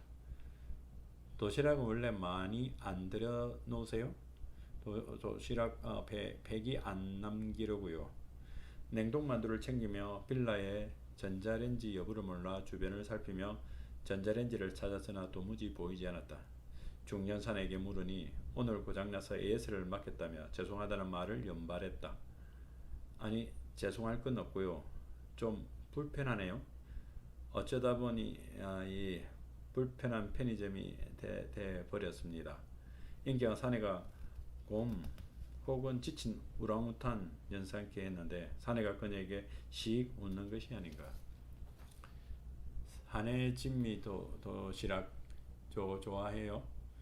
그게 제일 인기라 그만큼 막 나가거든요. 앞으로 하나 빼놓을까요? 아니요, 그러실 거 없어요. 인경은 이빨 빠진 듯한 편의점 상품 구성도 불편하지만 제 양반 존재 자체가 불편하기 그지없어 여자 알바가 있을 때만 이용하기로 생각했다. 깨어나 보니 새벽 1시였다. 꼬르륵 소리, 또 하루가 시작되었음을 느꼈다. 지금 이 추운 새벽에 거리를 헤매는 것보다 집 앞 편의점의 불편함을 감수하는 게 낫다고 결론을 내렸다. 딸랑 편의점 안은 고요했다. 도시락은 부실한 구성 2개만 남아 있었는데 자세히 보니 다른 도시락이 하나 깔려 있는 게 보였다. 12반찬에 먹음직스러워 보였다. 사내의 모습은 보이지 않았다. 이 새벽에 자리를 비우고 어딜 간 거야? 짜증난 인경은 두리번대던 중 계산대 A4 용지를 발견했다. 매직으로 크게 휘갈긴 글씨가 적혀 있었다. 급동. 잠시만요. 인경은 실수가 터져 나왔다. 딸랑 사내는 들어오면서 인경과 눈이 마주쳤다. 이거 좋아요. 잘 찾으셨네요. 감춰놨는데. 예? 어제 도시락 괜찮은 거 찾으셔서 밑에 깔아놨죠. 예.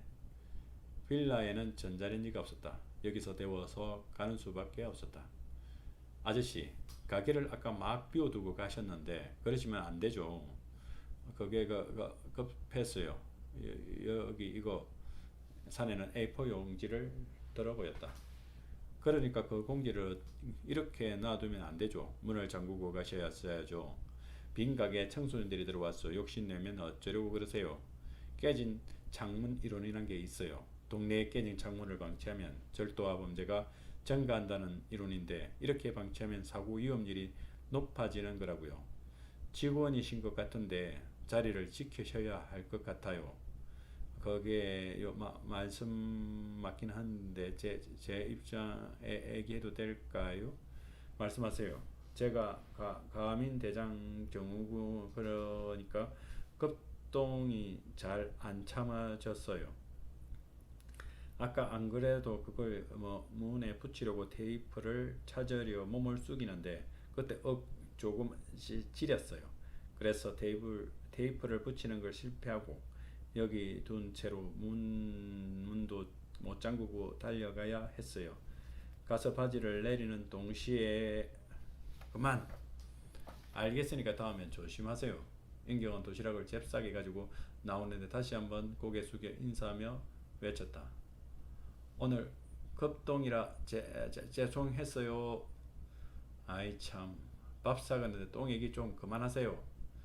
돈도 아끼고 집에서 간단히 해먹기 시작했다. 그저 밤이면 창가에 앉아 차를 마시며 퇴근하는 동네 사람들을 물끄러미 바라보았다. 최근에 밤 11시쯤이면 편의점 야외 테이블에 앉아 라면의 소주를 비우는 중년 남자를 발견하게 되었다. 그런데 오늘은 편의점에 그 떡대 사내가 직장인 남자와 마주 앉아 큰 컵에 무엇인가 들이켜고 있었다. 커피 같진 않고 양주인 듯했다. 그런데 사내가 다시 컵을 따르는 건 술이 아니라 그것은 하늘보리 아니면 17차 또는 흑개차인 듯했다. 갑자기 직장인이 쏘아붙이고는 일어나 가버렸다. 인경은 궁금증이 생겨서 내려갔다. 방금 전 왔다 간 직장인 그분 아세요? 단골인데요. 그분 뭐 하는 분이세요? 저도 잘 몰라요. 참참참 좋아하세요. 참참참요? 참깨라면 컵라면이랑 참치김밥이랑 참이슬 소주 그거만 드세요. 그래서 참 그렇죠. 참. 근데 좀 전 그분 그쪽한테 뭐라고 하고 가버린 거예요. 화내는 것 같던데 그게 제가 술 그만 드시고 딴 거 드시라 했거든요. 그게 싫었나 봐요. 다른 걸 뭘 보냈는데요. 이거요. 사내가 들어올린 것은 옥수수 수염차였다. 이걸 왜 술 대신 먹기 좋아요. 나도 이거 마시며 수 생각 없앴거든요. 인견 이 알바 사내가 하는 행동에 호기심이 발동했다. 아저씨 원래 뭐 하던 분이세요?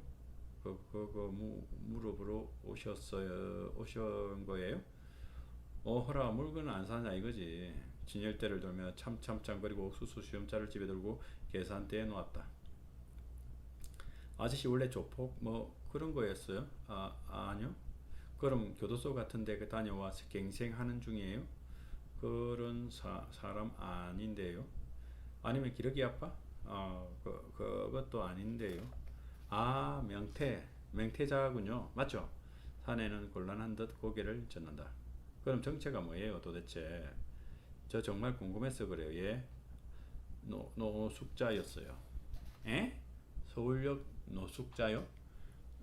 예. 그전엔요. 그거 전에 뭐 몰라요. 술 너무 마셔 치매에 왔어요. 알코올성 치매라 그럴 수 있죠. 그럼 노숙을 몇 년 한 거예요. 그것도 잘 몰라요. 아니 그럼 여기 어떻게 취직한 거예요? 어떻게 일하게 되신 거냐고요. 그게 사장님이 날 추운데 서울역 잊지 말고 여기 겨울 나라고 해 주셔서 하게 됐어요. 우와 사내 이름을 물었다. 독구라고 했다. 이름도 몰라요. 성도 몰라요. 뜻하지 않은 취재는 그녀에게 글을 쓸 수 있을 거라는 용기를 불어넣어 주었다. 확실한 거는 나는 원래 이렇게 살지 않았어요. 나는 사람들과 별로 나눌 게 없었던 것 같아요. 이런 따뜻한 기억이 별로 없거든요. 따뜻한 기억이라면 뭘 말하는 거죠? 지금처럼 아가씨와 같은 사람과 허물 없이 대화를 나눈다거나 하는 거요. 참쌈 드시는 손님과 친하신 것 같은데. 그러니까 진심 같은 건 없이 그냥 친절한 척만 해도 친절해지는 것 같아요. 그 얘기 좋은데요. 내가 좀 써도 될까요? 이미 쓰고 있잖아요. 거기 수첩에. 아니 내 작품에 쓴다고요. 나 극작가라고 말씀드렸잖아요. 분명히 아저씨가 저에게 큰 도움을 주고 있다는 거예요. 글쓰기를 포기하고 있었는데 덕분에 힘이 났거든요. 도움이라니 좋네요. 그럼 그런 의미에서 사가실 거 좀 없으세요? 아니 이 아저씨 과거에 장사 좀 하셨나봐. 인경은 맥주 4캔과 샌드위치를 가지고 왔다. 취재진과의 작가의 상부상조가 나쁘진 않았다. 전화벨이 울렸다. 시어터 Q의 김 대표였다. 2년 전 생물학적 나이를 덜먹이며 배우기 어렵다고 한 그 제작자. 김 대표는 연말이라 그냥 생각이 났다며 잘 지냈냐고 흔한 안부를 물었다. 인경은 용건을 묻자 김 대표는 성질 급한 건 여전하다고 한마디 한 뒤 각색 제안이라고 말했다. 인경은 그의 제안에 거절하며 암튼 난 진짜예요. 4개월째 틀어박혀 마지막 작품 구상 중이에요. 엉뚱한 구상만 하고 있는 거 아니니? 구상 다 끝났거든요. 쓰기만 하면 된다고요. 그래 한번 읊어봐. 아이템 미리 털고 다니면 부정 타는 건 몰라요? 됐습니다. 야 이거 땡기는데? 정작가 말해봐. 괜찮으면 각색 말고 그거 먼저 할게. 편의점 이야기예요. 편의점? 무대는 편의점이에요. 온갖 인간 군상이 드나드는 편의점 주인공은 편의점의 밤을 지키는 정체를 알 수 없는 야간 알바고 산에도 불량해 보이고 물건도 적어서 불편한 거예요. 그런데 겨울이 춥고 새벽에 멀리 음식을 사러 갈 수가 없으니 불편해도 여길 계속 이용해야 하는데 아주 불편하기 거지없습니다. 정 작가, 왜요? 그거 하자. 나랑. 정말요? 아직 쓰지도 않았는데요. 다 썼네. 그 작품 올리면 다음 거 또 쓸 수 있게 될 거야. 진짜 그렇게 생각해요? 내일 제목만 써서 가져와. 원래 계약서 써야 원고도 써지는 거야. 김 대표님, 왜? 고마워요, 진심. 나 바보 아니다. 아이템 괜찮아. 너 목소리에도 간절함도 느껴지고 잘 쓸 것 같아. 나 원래 잘 썼습니다. 칭찬하기 무섭구나. 참, 제목은 뭐야? 제목, 그 작품 제목. 편의점인데 아주 불편한, 그래서 불편한 편의점. 민식은 자신에게 필요한 것은 새 사업 자금이었다. 엄마가 아빠의 유산 중 자신의 목을 허락 없이 유용해 차린 편의점이었다. 그는 자신의 목을 돌려받아 사업에 재개하고 다시 돈을 많이 벌 것이다. 민식은 중요한 결정을 해야 할 상황에서는 기용에게 의견을 물었고, 기용의 말을 들으면 성공하는 건 아니지만 실패의 리스크를 줄일 수 있는 것이다. 기용이 알려준 주소에 도착하니 썰렁한 거리 한쪽에 작은 맥주집이 있었고, 민식은 일단 가게 앞에 차를 세웠다. 아이 형, 차 가지고 오지 말라니까. 임마, 이 추운 날에 대중교통 타란 말이야? 택시 있잖아, 택시. 다 이유가 있어. 차 가져오지 말라 그랬지. 오늘 좀 마셔야 한단 말이야.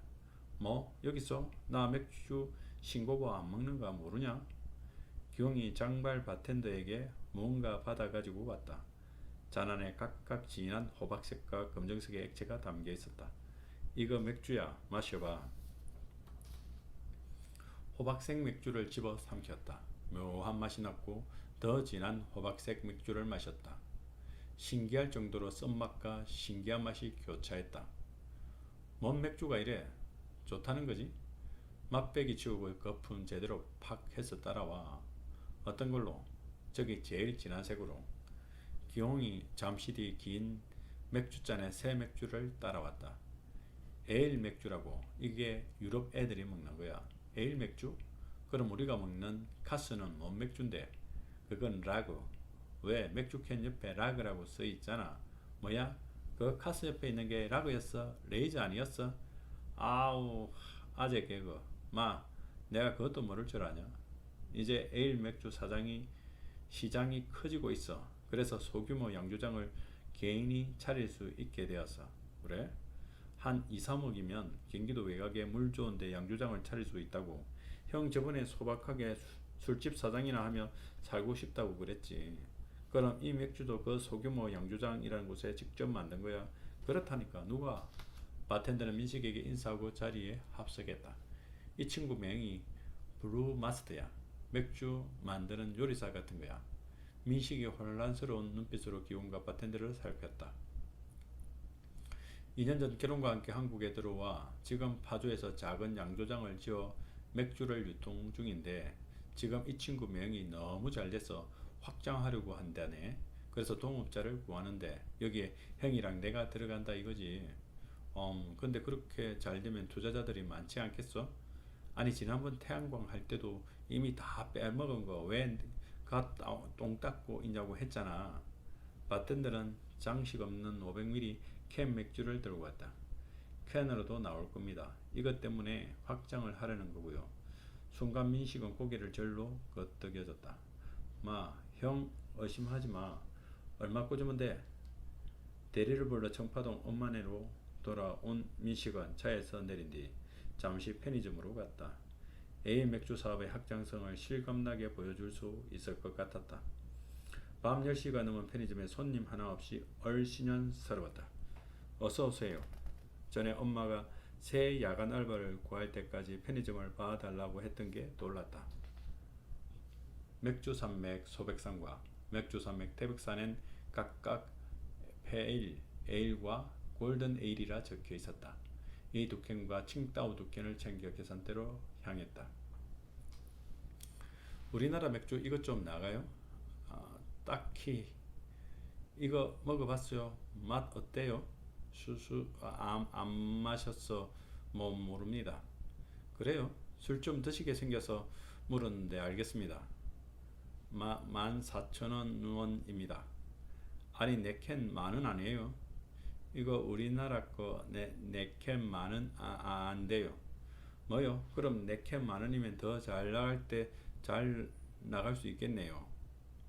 그건 모르죠. 하긴 뭐 그런 거 아실 처지가 아니지. 알겠으니 비닐에 담아요.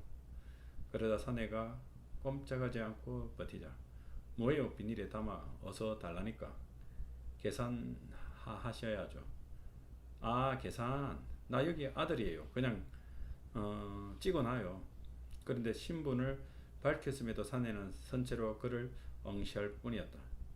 왜? 일 안 해? 나 여기 주인 할머니 아들이라니까 못 알아들어? 증명해봐. 뭐? 증명해보라고. 사장님 아들인 거. 지금 반말했냐? 너처럼. 야, 이 자식아, 너 사장님 못 봤어? 나랑 닮았잖아. 눈매며 매부리 코며. 안 그래? 안 그래. 안 닮았어. 민식은 기가 차고 화가 나서 널 자르면 사장 아들인 거 증명될까? 내가 우리 엄마한테 말했어.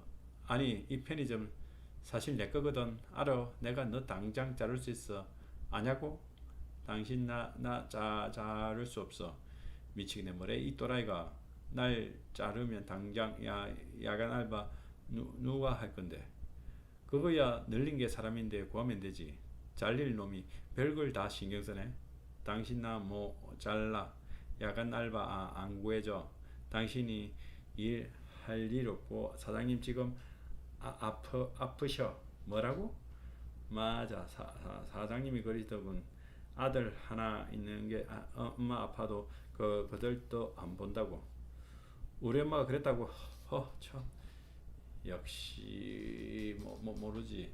사장님 지금 며칠째 병원 통원하는 거. 뭐야? 당신 어머니 요 며칠 계속 아프시다고. 그런 어머니 돌보지 못할 망정 날 자르면 편의점 야간 일 어떻게 하려고. 또 엄마 시키려고.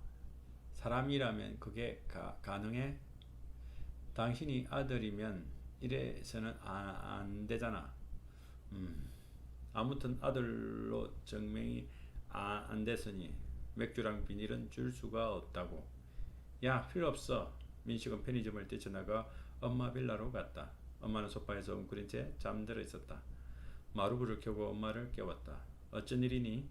엄마 아프다며. 그래서 달려봤지. 아픈 거보다 너 걱정이 골치야. 대체 어디서 지내다가 기어들어온 거야? 에이, 만나자마자 또 잔소리는.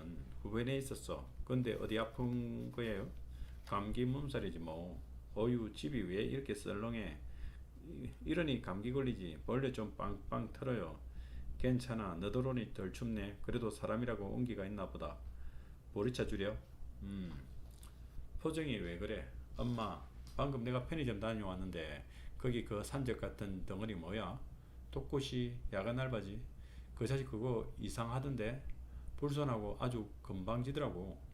편의점 알바가 무슨 백화점도 아니고 불손할 게 뭐 있다고. 일단 접객 자세가 안 되어 있더라고. 내가 사장 아들인 척 안 하고 이따가 계산할 때 그냥 달아두라니까. 아들인지 꼭 확인해야 한다잖아. 옆 여사가 웃으며 덕구씨가 확인을 잘 하더라. 엄마 그놈 자르면 안 돼요? 그럴까? 응. 나 그 새끼 마음에 안 들어. 분명 사고 칠 거라고. 이미 취객들 상대 잘한다고 소문났어. 오전에 동네 할머니들한테도 싹싹하게 대하고 그 사람 온 다음 매출이 오르고 있단다. 손바닥만한 편의점 매출이 올라봐야 얼마나 올라요. 이제 좀 팝시다. 안 돼. 왜? 내가 편의점 접으면 오 여사랑 톡꼬시는 일을 잃는 거야. 두 사람은 이게 생계라고. 휴, 엄마가 예수야? 사장님이 모름지기 직원을 생계를 생각해야 하는 거라고. 그러니까 사장이 못되고 널 잡다한 일만 버리고 그러는 거야. 알겠니? 암튼 가게 파는 건 둘째치고 그놈이나 잘라요. 안 돼. 또 왜? 야간 알바는 기회. 만약 내가 대신 한다면 자르마. 엄마는 왜 자꾸 아들 보고 하찮은 일을 시키려고 그래? 직업의 기천이 어딨냐? 야간 알바하면 200 넘게도 받아간다. 어휴, 내가 말을 말지. 됐어요. 민식은 냉장고 문을 열었다. 어라, 맥주 산맥 소백산 캔을 들고 그가 식탁에 엄마랑 앉았다. 이 절호의 기회를 이용해 엄마에게 제대로 어필을 해야겠다고 생각했다. 아, 맛있다. 이런 맥주를 다 갖다 놓으셨네? 본사에서 신상이라고 추천해서. 그리고 상품이 뭔지 알아야 팔 거 아니냐? 아니 그럼 담배도 다 알아야 파나? 흰 소리 말고 따라봐. 그로부터 1시간 동안 민식은 엄마와 맥주를 마셨다. 지금 민식은 엄마와 적당히 지어 온갖 이야기를 나누고 있었다. 내가 왜 그동안 술을 안 마신 줄 아니? 엄마가 교회 다니잖아. 내가 그렇게 꽉 막힌 줄 아니? 술을 마시는 게 문제가 아니라 술 마시고 실수하는 게 문제인 거지. 지금이 양조장에 투자하자는 계획에 엄마를 동참시킬 찬스다. 그런데 술이 없다. 편의점으로 가기 위해 휴대폰을 들고 엄마 옆으로 가 앉아서 사진을 찍었다. 그리고 편의점에서 에일 맥주 4캔을 꺼내들고 카운터에서 휴대폰을 사진을 들어 밀었다. 정명했지? 됐냐? 회심의 미소를 지으며 이거 오늘 얼마나 나갔지? 오늘 처음이야. 사장님한테 발주 그만 넣으시라 하려고. 무슨 소리? 당신 이거 안 먹어봐서 그래. 사장님이 지금 맛있다고 더 가져오라고 했거든. 장사는 내가 좋아하는 거 파는 거 아니야. 남이 좋아하는 거 파는 거지. 남들도 좋아한다니까. 매출은 거짓말을 안 해. 두고 보시지. 그리고 편의점을 나갔다. 민식은 집에 와보니 엄마는 자고 있었다. 좋은 밤이었다. 하지만 무엇보다 매출은 거짓말을 안 한다며 에일 맥주의 부정적인 놈을 그냥 둘 수는 없다. 방해물을 제거하기 위해 그놈의 뒷조사를 해야 했다.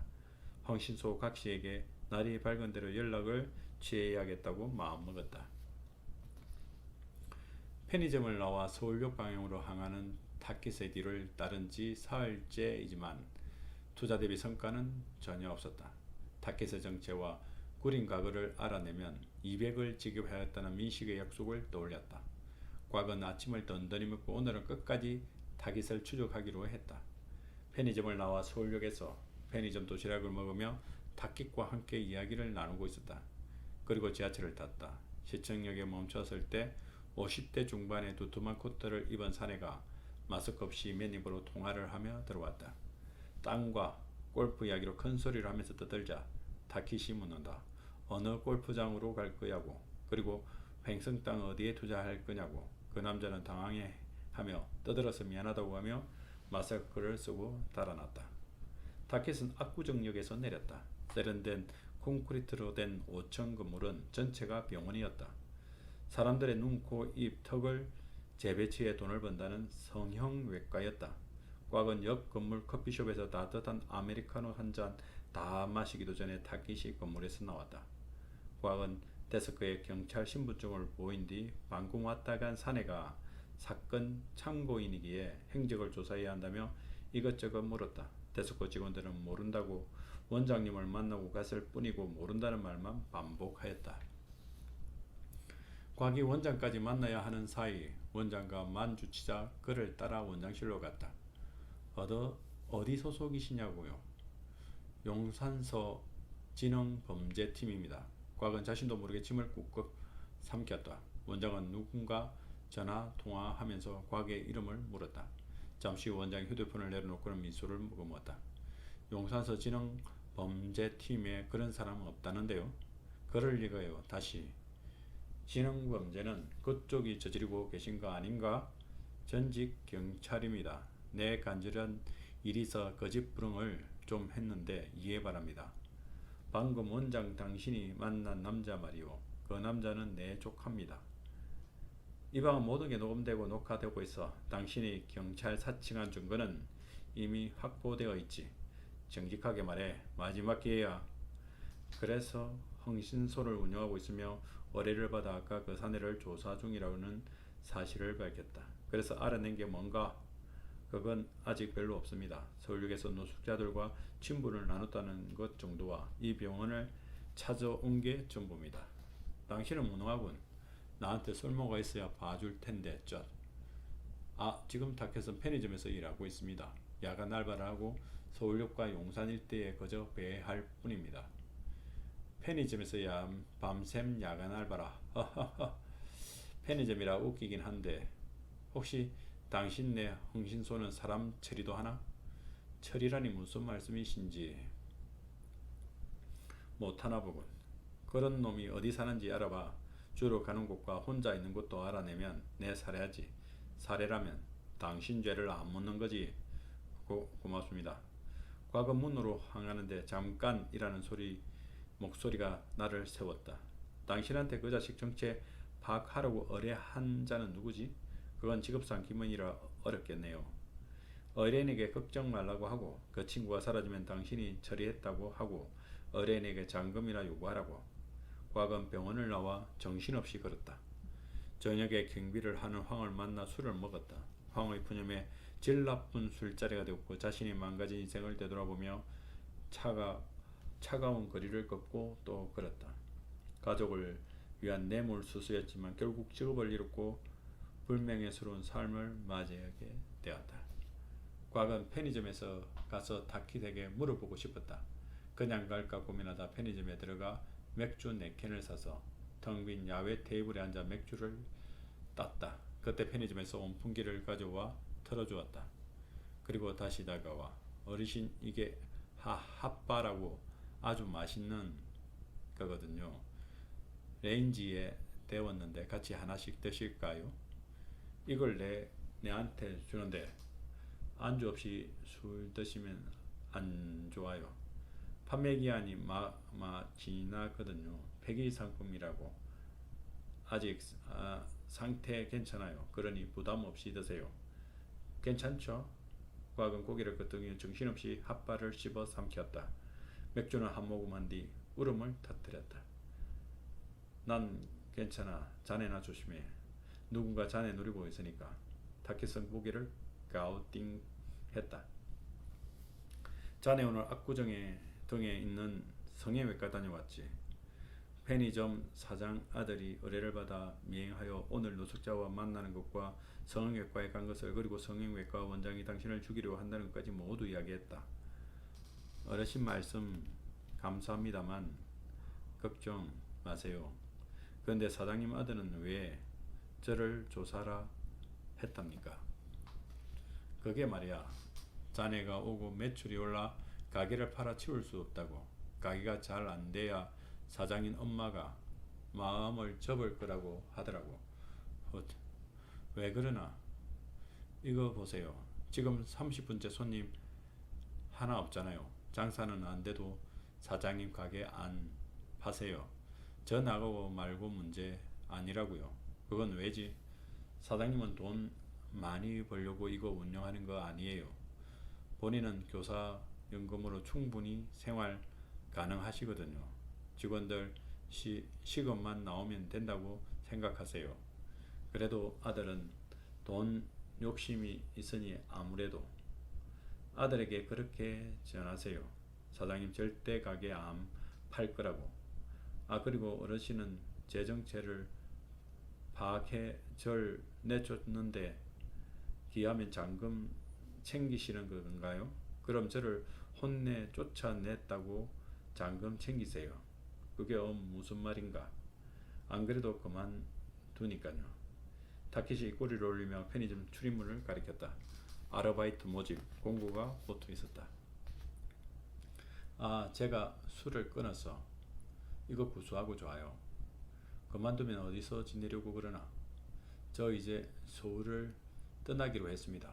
저 대신 가게 일할 사람만 구해주면 갈 겁니다. 대답이 됐나요? 그럼 어르신은 탐정 그런 건가요? 그냥 흥신소 각이라고 불리네. 그렇다면 제 의뢰도 받아주시나요? 사람 좀 찾아줄 수 있나요? 당연히 보수는 드립니다. 의뢰 비용이 어떻게 되세요? 이름과 주민번호를 알면 그냥도 찾아줄 수 있네. 예, 알고 있습니다. 다만 죽은 사람입니다. 가능하시겠습니까? 물론이네. 저기 아르바이트 말일세. 나 같은 노인도 지원이 가능한가? 물론이죠. 자네 건을 마지막으로 흥신소리를 줬고 편의점 업계에 투신하겠네. 사장님께 내가 일하고 싶다고 말해줄 수 있겠나? 말씀드리죠. 1억서랑 자기소개서 준비하시면 돼요. 서둘러 주세요. 고통에 흠뻑 잠긴 내는 점점 무거워져 망명대해에 빠지게 된다. 그리고 머지않아 당신은 다른 방식으로 숨쉬고 있는 자신을 발견하고야 만다. 코도 입도 아가미도 아닌 것으로 숨을 쉬며 사람이라고 우기지만 사람이 아닌 존재로 살 뿐이다. 고통의 기억을 술로 씻어버려 하지만 그러다 보니 대부분의 기억을 희발시켜 버리고 이제 내가 누구라고 조차 말할 수 없는 지경이 되어버린다. 노인을 만난 건 거저음이었다. 서울역 밖으로 한 발짝 떼지 못하고 두려움에 떨며 주저앉은 그때 한 노인이 보살펴 주었다. 노숙자 선배 노인이 없었다면 나는 이미 죽었을 것이다. 노인은 늘 취해 죽고 하루의 대부분을 나와 이야기하며 시간을 죽였다. 서울역에 자리한 지 2년쯤, 노인을 안 지 1년 6개월이 되던 어느 날 그는 내 옆에 웅크린 채 죽어갔다. 온기를 나누며 누운 채 그의 유언과 같은 한마디를 대내며 덕구 노인은 자신을 덕구라고 밝히며 기억해 달라고 했다. 다음날 아침 덕구는 죽었고 나는 그를 기억하기 위해 덕구가 되었다. 그 이후 덕구라는 이름을 얻은 값을 하려는 듯 혼자 다녔고 그러다 말하는 것도 잊으면서 자연스레 말을 더듬게 되고야 말았다. 그날은 얌체 두 놈을 노리고 있었다. 며칠 전 내가 마시던 술을 뺏어간 놈들을 본보기로 패주려 했다. 한 녀석이 파우치를 흔들며 쾌재를 부르고 일어나는 녀석들을 패주고 파우치를 빼앗아 열었다. 그 안에는 장기갑과 동전지갑, 물론 중요한 것들이 가득 들어있었다. 파우치를 잃어버린 사람의 얼굴이 떠올랐기 때문에 잠을 잘 수가 없었다. 수첩 맨 뒷장에 개인정보와 휴대폰 번호가 있었고 섭덕하신 분 연락 주시면 살해하겠습니다 적혀 있었다.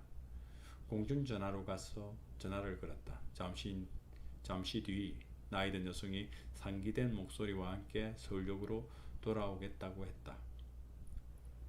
그게 사장님과 처음 만남이었다. 편의점에 와서 술을 끊고 음식을 많이 먹고 따뜻한 잠을 자게 되자 몸 상태는 한결 나아졌다. 삶과 죽음의 평균대에서 늘 죽음 쪽에 매달려 있었는데 이제 점점 평균대 위에 올라가 살며시 팔을 벌리고 균형을 잡고 있었다. 그러다 놀랍게도 머릿속에서 피가 돌기 시작했다. 이른 아침 한 여성이 어린 딸아이와 함께 왔다 가는 걸 보고 내가 아내와 딸이 있다는 것을 깨닫게 되었다. 처음 이곳에 오게 되었을 때 편의점에서 사장님을 공격한 양아치를 막느라 어쩔 수 없이 경찰서에 갔고 본명과 주민번호를 알게 되었기에 사장님은 말소된 주민등록증을 재발급받고 통장과 카드를 만들라고 했지만 미루어 왔다. 시간이 지나갈수록 아내의 얼굴과 몸짓 하나하나가 기억난다. 경말의 어린 눈빛으로 나를 바라보고 그리고 나를 뿌리치고 짐을 챙기던 아내의 모습마저 떠올랐다. 연말쯤 편의점, 시연씨가 다른 편의점으로 스카우트 되어 가게 되었다. 그것이 내 덕분이라며 면도기를 선물한 것에 놀랐고 그녀의 안녕을 빌어주었다. 시연씨가 편의점을 그만두자 선숙씨가 부담해야 할 일이 많아졌다. 선숙씨는 나를 동정과 경멸의 눈으로 나를 보았다. 그런 나를 좋게 본 건 동네 백발 할머니를 비둘기와 비둘기 똥을 싫어하셔서 내가 청소하시는 모습을 보고 허무해 하셨으며 다음날 동네 할머니와 함께 마시를 나오듯 편의점을 찾으셨다. 할머니들은 편의점만의 할인 상품에 만족해했고 손자 손녀들을 데려오곤 했다. 어느 날 고마운 나머지 백발 할머니가 구매한 음료 세트를 대신 집까지 데려다 드렸다. 그걸 노인정에 자랑하셨는지 그 후로 다른 할머니들도 요청을 하는 분이 생겼다. 어차피 할 일 없이 거절할 이유가 없었다. 새해를 맞아 선숙씨가 불쑥 사과를 했다. 자신이 오해해 미안하다며 잘해보자고 내게 말했다. 남편과 아들의 소통 불가의 한숨을 내쉬었다. 그녀의 풀죽은 모습에서 나는 묘한 동질감을 느꼈다. 며칠 뒤 선숙씨가 출근하자마자 눈물을 터뜨렸다. 나는 딱히 할 수 있는 게 없어 술을 참을 때마다 마시는 옥수수 수염차를 건넸는데 한 모금하고 진정이 되었는지 잠시 숨을 골랐다. 그리고 아들에 대한 불만을 내게 털어놓기 시작했다. 딱히 할 말이 없어 손숙씨의 말을 가만히 들어주었다. 나 역시 계도에서 있다라고 낯서야 깨우치게 된 단어 역지사지.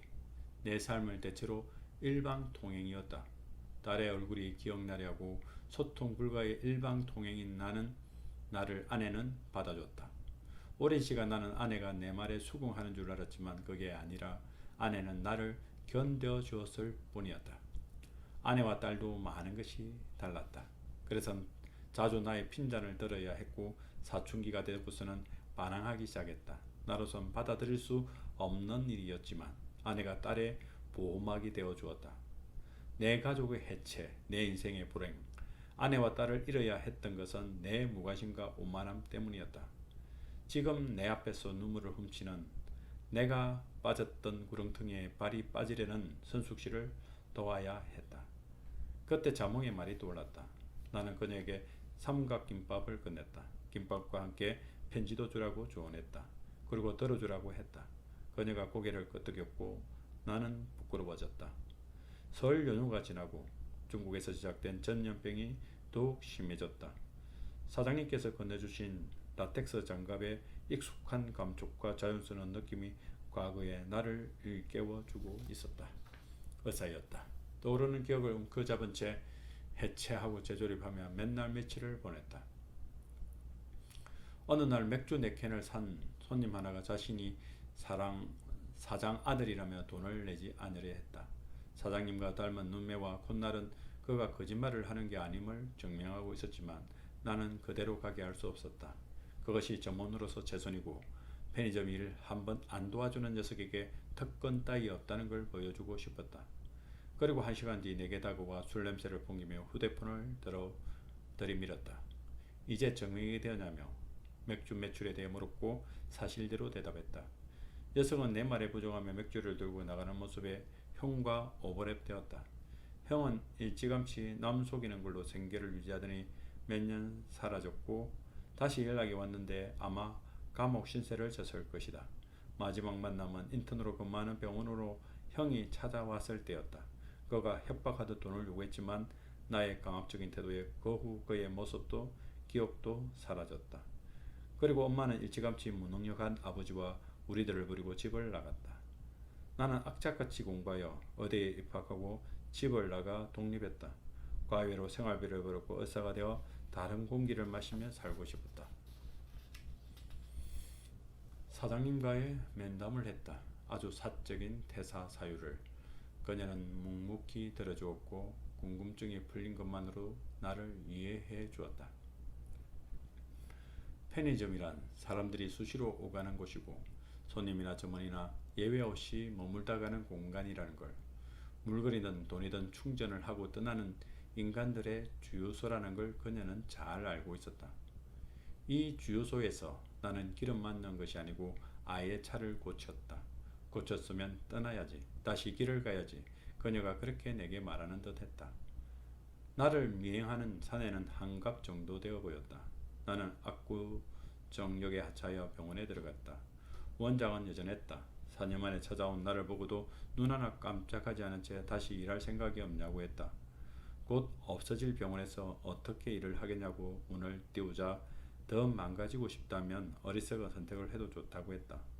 너 죽일 거야. 내가 아주 발랄 버릴 거라고. 웃으며 난 이미 한 번 죽었다. 또 죽는다고 달라질 건 없어. 그리고 이미 제보했거든. 잔금은 나를 찾으러 보내는 데 쓰지 말고 변호사 선임비로 돌리는 게 나을 거야. 미친놈. 넌 내게 돈을 보내. 그런데 이미 그 자료를 제보했다고? 너도 같이 데려갈 판인데 웃긴다. 하하. 말했잖아. 이미 한 번 죽었다고. 허풍 떨고 있네. 말해. 원하는 게 뭐야? 일 줄까? 내가 다시 준다니까. 아님 돈? 원하는 건 이거야. 나는 원장의 멱살을 잡고 장할 틈도 주지 않고 얼굴에 한 방 먹였다. 나는 고통스러워하는 놈을 뒤로하고 그곳을 나섰다. 다음날 아침 인수인계를 마치고 퇴근하려는 나를 누군가 불러 세웠다. 돌아보니 정 작가가 트렁크를 끌고 성큼성큼 편의점으로 다가오고 있었다. 고생에 쓴 대본, 멋진 공연 되기 바랄게요. 코로나가 심해서 어떻게 될지 모르겠어요. 하필이면 필생의 역작을 쓰니까 세상이 뒤집히고 난리지 뭐예요. 나는 그녀의 에너지가 부러워서 물었다. 대체 당신을 지탱하는 힘은 무엇이냐고. 그녀가 말했다. 인생은 원래 문제 해결의 연속이니까요. 그리고 어차피 풀어야 할 문제라면 그나마 괜찮은 문제를 고르려고 노력할 따름이라고요. 또쿠시 기억은 좀 돌아왔나요? 내 작품 속 또쿠시 캐릭터는 기억이 돌아왔는데 작가님이 그렇게 써줘 그런가 많이 돌아왔습니다. 고마워요. 서로 코로나 인사 악수법으로 주먹을 맞대며 인사했다. 셀즈맨이 편의점에 들어온 건 밤 10시 조금 지나서였다. 나는 그에게 쪽지 한 장을 건넸다. 극동병원 흥과장의 번호와 내 본명이었다. 의아해하는 그에게 의료기기 영업을 한다고 하지 않았냐고 되물은 뒤 흥과장에게 내 이름을 말하면 도움이 될 거라고 덧붙였다. 그 사내는 감사하다는 말을 연발한 뒤 잘되면 보답하겠다고 했다. 대학 동창인 홍과장은 낮에 이미 통화해뒀다. 그는 소개한 영업직원을 신경 쓰겠다고 답했다.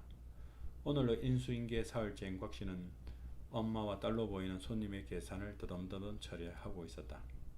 똥이 돌물을 줌. 나는 그와 매장을 끝바에 함께 컵라면을 먹었다. 곽씨는 수다가 고팠는데 이런저런 이야기를 늘어놓았다. 그러면서 어제 사장 아들 강이 자기를 보고 기겁하던 거 기억나냐며 껄껄 웃었다. 나 역시 젓가락질을 멈추고 한동안 웃지 않을 수 없었다. 사장 아들은 나를 쫓아내기 위해 투입한 곽씨가 편의점에서 일하는 걸 보더니 마치 귀신이라도 만난 듯 멈춰섰다. 그리고 곽씨를 향해 세상에 믿을 놈 하나 없다고 일갈한 뒤 문을 박차고 나갔다. 세상에 믿을 놈 없다는 거 알았으니 이제 사기는 덜 당하겠네. 곽씨가 말했다. 엊그제 사장님이 저한테 푸념하더군요. 아들이 인수하려던 맥주 양조장이 사기였다고요. 그래서 나한테 화풀이를 한 거군. 사장님 아들 때문에 고민 많으세요. 어르신은 그 녀석과 원래 알던 사이니 살펴봐 주세요. 그래야지 그 녀석 저래도 한두 달 있다가 아무렇지도 않게 저녁 산다고 전하고 그래. 자네 가족이 있나? 가족들에게 평생 모질게 굴었네. 너무 후회가 돼. 이제 만나더라도 어떻게 대해야 할지 모르겠어. 손님 하듯 하세요. 손님한테 친절하게 하던데 가족한테도 손님한테 하세요. 그럼 될 겁니다. 손님에게라. 그렇군. 여기서 적격을 더 배워야겠네. 선숙씨와 각씨의 업무 인수 인계까지 살핀 후 편의점을 나섰다. 선숙씨는 아들과 카톡하는 사이가 되었으며 웃어 보였다. 삼각김밥과 편지를 아들에게 전하고 얼마 뒤 아들은 조금만 이해해 달라고 장문의 카톡을 받았다. 서로의 신뢰를 회복할 수 있었다. 결국 삶은 관계였고 관계는 소통이었다.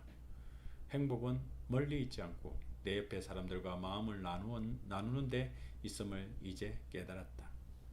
나는 광역버스를 타고 충무공원으로 향했다. 입구 조형물을 지나 곽씨가 어제 건넨 쪽지를 꺼냈다.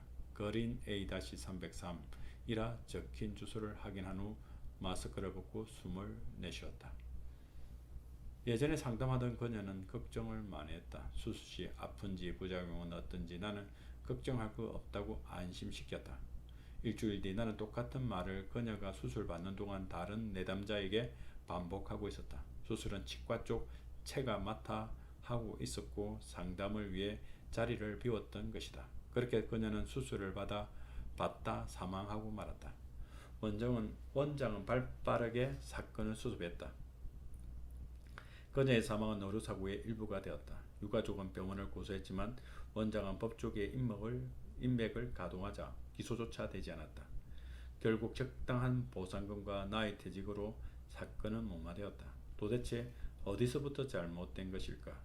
여전히 앳된 22살 여자의 얼굴 앞에서 멈추지 않고 흐르는 눈물을 마스크로 훔칠 수밖에 없었다. 취업을 앞두고 면접을 위해 얼굴에 투자를 해야 했다던 얼굴을 고치기 위해 대학 내내 아르바이트를 했다던 그녀를 똑바로 바로 볼 수 없었다. 눈물이 흐르는 눈을 감고는 빌고 또 빌었다. 미안합니다. 정말 죄송합니다. 저를 용서하지 마세요. 그곳에서 부디 평안하시길 기원합니다. 그 당시 아내는 유급 휴가 중이라고 얼버무린 내 말을 믿지 않았다.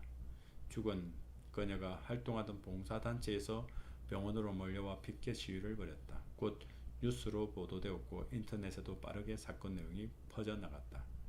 아내는 내게 진실을 물었다. 딸 역시 아빠의 사건을 궁금해하다며 따져 물었다. 내가 의료사고를 낸 게 아니다. 우리 업계에서 종종 일어나는 일이다. 이후에 아내와 딸은 설설 피하기 시작했고 화가 나서 아내에게 전화하여 아무 말이나 닥치는 대로 짓거려댔다. 그날 밤 늦게 아내와 딸이 들어갔다. 아내는 당분간 시간을 갖고자 했고 나는 동의한 뒤 딸을 내려다보며 복종의 눈빛을 요구했다. 그때 딸의 눈은 엄마를 닮았으며 하는 생각에 아빠 말 잘 들어야지. 그래야 대학 가는 대로 쌍꺼풀 수술 해주지. 왜? 나도 죽이게? 딸의 말에 나도 아내도 얼어붙었다. 그럼에도 딸은 경멸의 시선을 거두지 않았다. 순간 나도 모르게 손이 올라갔다. 그때 아내가 딸과 나 사이를 가로막았다. 나는 반사적으로 아내를 밀쳤다. 그녀는 짧은 비명과 함께 장식장에 몸을 부딪히고 쓰러졌다. 이리 집신 내 눈 안에는 나의 사죄의 묵묵부답이었다. 얼마나 시간이 흘렀을까? 우리를 지켜주고 있다고 생각했어? 우리를 지켜주기 위한 일 더 이상 하지 않아도 돼. 무슨 말이야?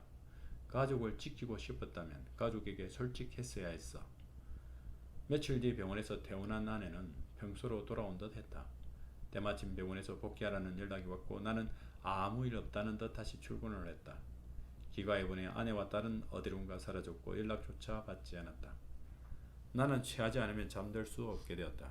며칠 출근하자 하지 못하자 원장에게 연락이 왔다. 나는 휴대폰에 대고 찌끄렸다. 원장은 비웃으며 영영 쉬라고 했다. 나는 원장이라도 같이 지옥을 끌고 가야 할 것 같아 병원의 비리에 관한 자료를 모아 클라우드 계정에 옮겨 놓았다.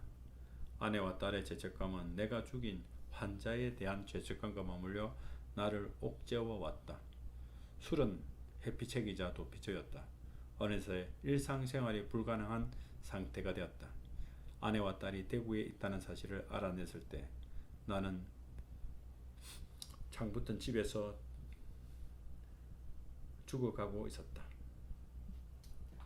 마지막 힘을 내어 짐을 챙겨 서울역으로 향했다. 아내와 딸을 생각만으로 식은땀이 흘렀고 나는 티켓을 찍고 화장실에 가 구토를 하고 그대로 쓰러졌다.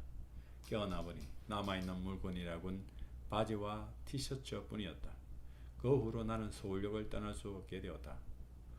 모든 것을 뒤로하고 서울역에 도착하여 모텔에서 목욕을 하고 다음날 아침 공복에 서울역에 들어왔다. 대구행 티켓을 끊고 다시 서자 4년 전 이곳에서 무너져 내린 기억이 떠올랐다. 도시락을 던 편의점 봉지에 들고 내게 다가오는 사장님이 눈에 들어왔다. 자네가 좋아하는 것들이네. 사장님이 비닐봉지를 건넸다. 대구 가면 자네가 의사라는 거 증명할 수 있는 거지? 이미 전화로 확인했습니다. 의사 면허는 불사조 면허라고 한다. 의료 기술자들이 법 기술자들과 친하기 때문이다. 내가 자네 놔주기 싫은데 이 시기에 대구 봉사를 간다니 어떻게 말리겠나. 몸 조심하고. 사장님 덕분입니다. 사장님이 안 만났으면 저 여기 누워있지 대구 갈 수 있겠습니까? 그럼 나도 코로나 시국에 힘을 보태는 게 되는 건가? 그럼요. 사람들이 마스크를 쓰니까 조용해졌어. 그러네요. 다들 너무 자기 말만 하잖아. 모두 잘난 척 아는 척 떠들며 살아. 그래서 지구가 인간들 함구하게 하려고 이 역병을 뿌린 것 같아. 마스크 안 쓰고 떠드는 놈도 있어요. 그런 놈들 말이야 혼쭐이 나야 해. 아하하하. 마스크 불편하다. 코로나 이것저것 다 불편하다. 떠들잖아. 근데 세상이 원래 그래. 사는 건 불편한 거야. 그런 것 같아요. 그거 알아? 동네 사람들이 원래 우리 편의점 불편한 편의점이라고 불렀어. 알고 계셨군요. 그럼 아무튼 불편했더라고. 불편한 편의점. 자네 오고 그나마 편해졌지. 근데 이제 다시 불편해질 것 같아. 왜죠? 아니다. 내가 아까 뭐라 그랬어? 사람들 불편해 봐야 된다. 그랬잖아. 그러니까 우리 편의점은 다시 불편해지는 게 맞아. 봉사만 하지 말고 가족도 꼭 만나보고. 뭐지? 사장님에게 아내와 딸이 대구에 있다고 말을 했었나? 사장님이야말로 자신이 믿는 신을 닮은 사람인가 보다. 출발 시간이 다 되어 가는데 발이 떨어지지 않는다. 이제 가보게. 나 오래 서 있으니 힘들어. 죽어야 될 놈을 살려 주셨어요. 부끄럽지만 살아보겠습니다. 대답 대신 내 등을 두드려 주었다. 기차를 타고 가면서 나는 한강에 한 번 간 적이 있다. 달에 올라가 몸을 던지려 했다. 실패했다. 올겨울을 보내고 마포대교 혹은 원해대교에 뛰어내릴 계획이었다. 하지만 지금은 알 것 같다. 강을 빠지는 것이 아니라 건너가는 곳임을, 다리는 건너는 곳이지 뛰어내리는 곳이 아님을. 눈물이 멈추지 않았다. 도울 것을 돕고 나눌 것을 나누고 내 목에 욕심을 가지지 않겠다. 나만 살리려던 기술로 남을 살리기 위해 애쓸 것이다. 사죄하기 위해 가족을 찾을 것이다. 삶이란 어떻게든 의미를 지니고 계속된다는 것을 기억하며 겨우 살아가야겠다. 기차가 강을 건넜다. 눈물이 멈췄다. 감사합니다.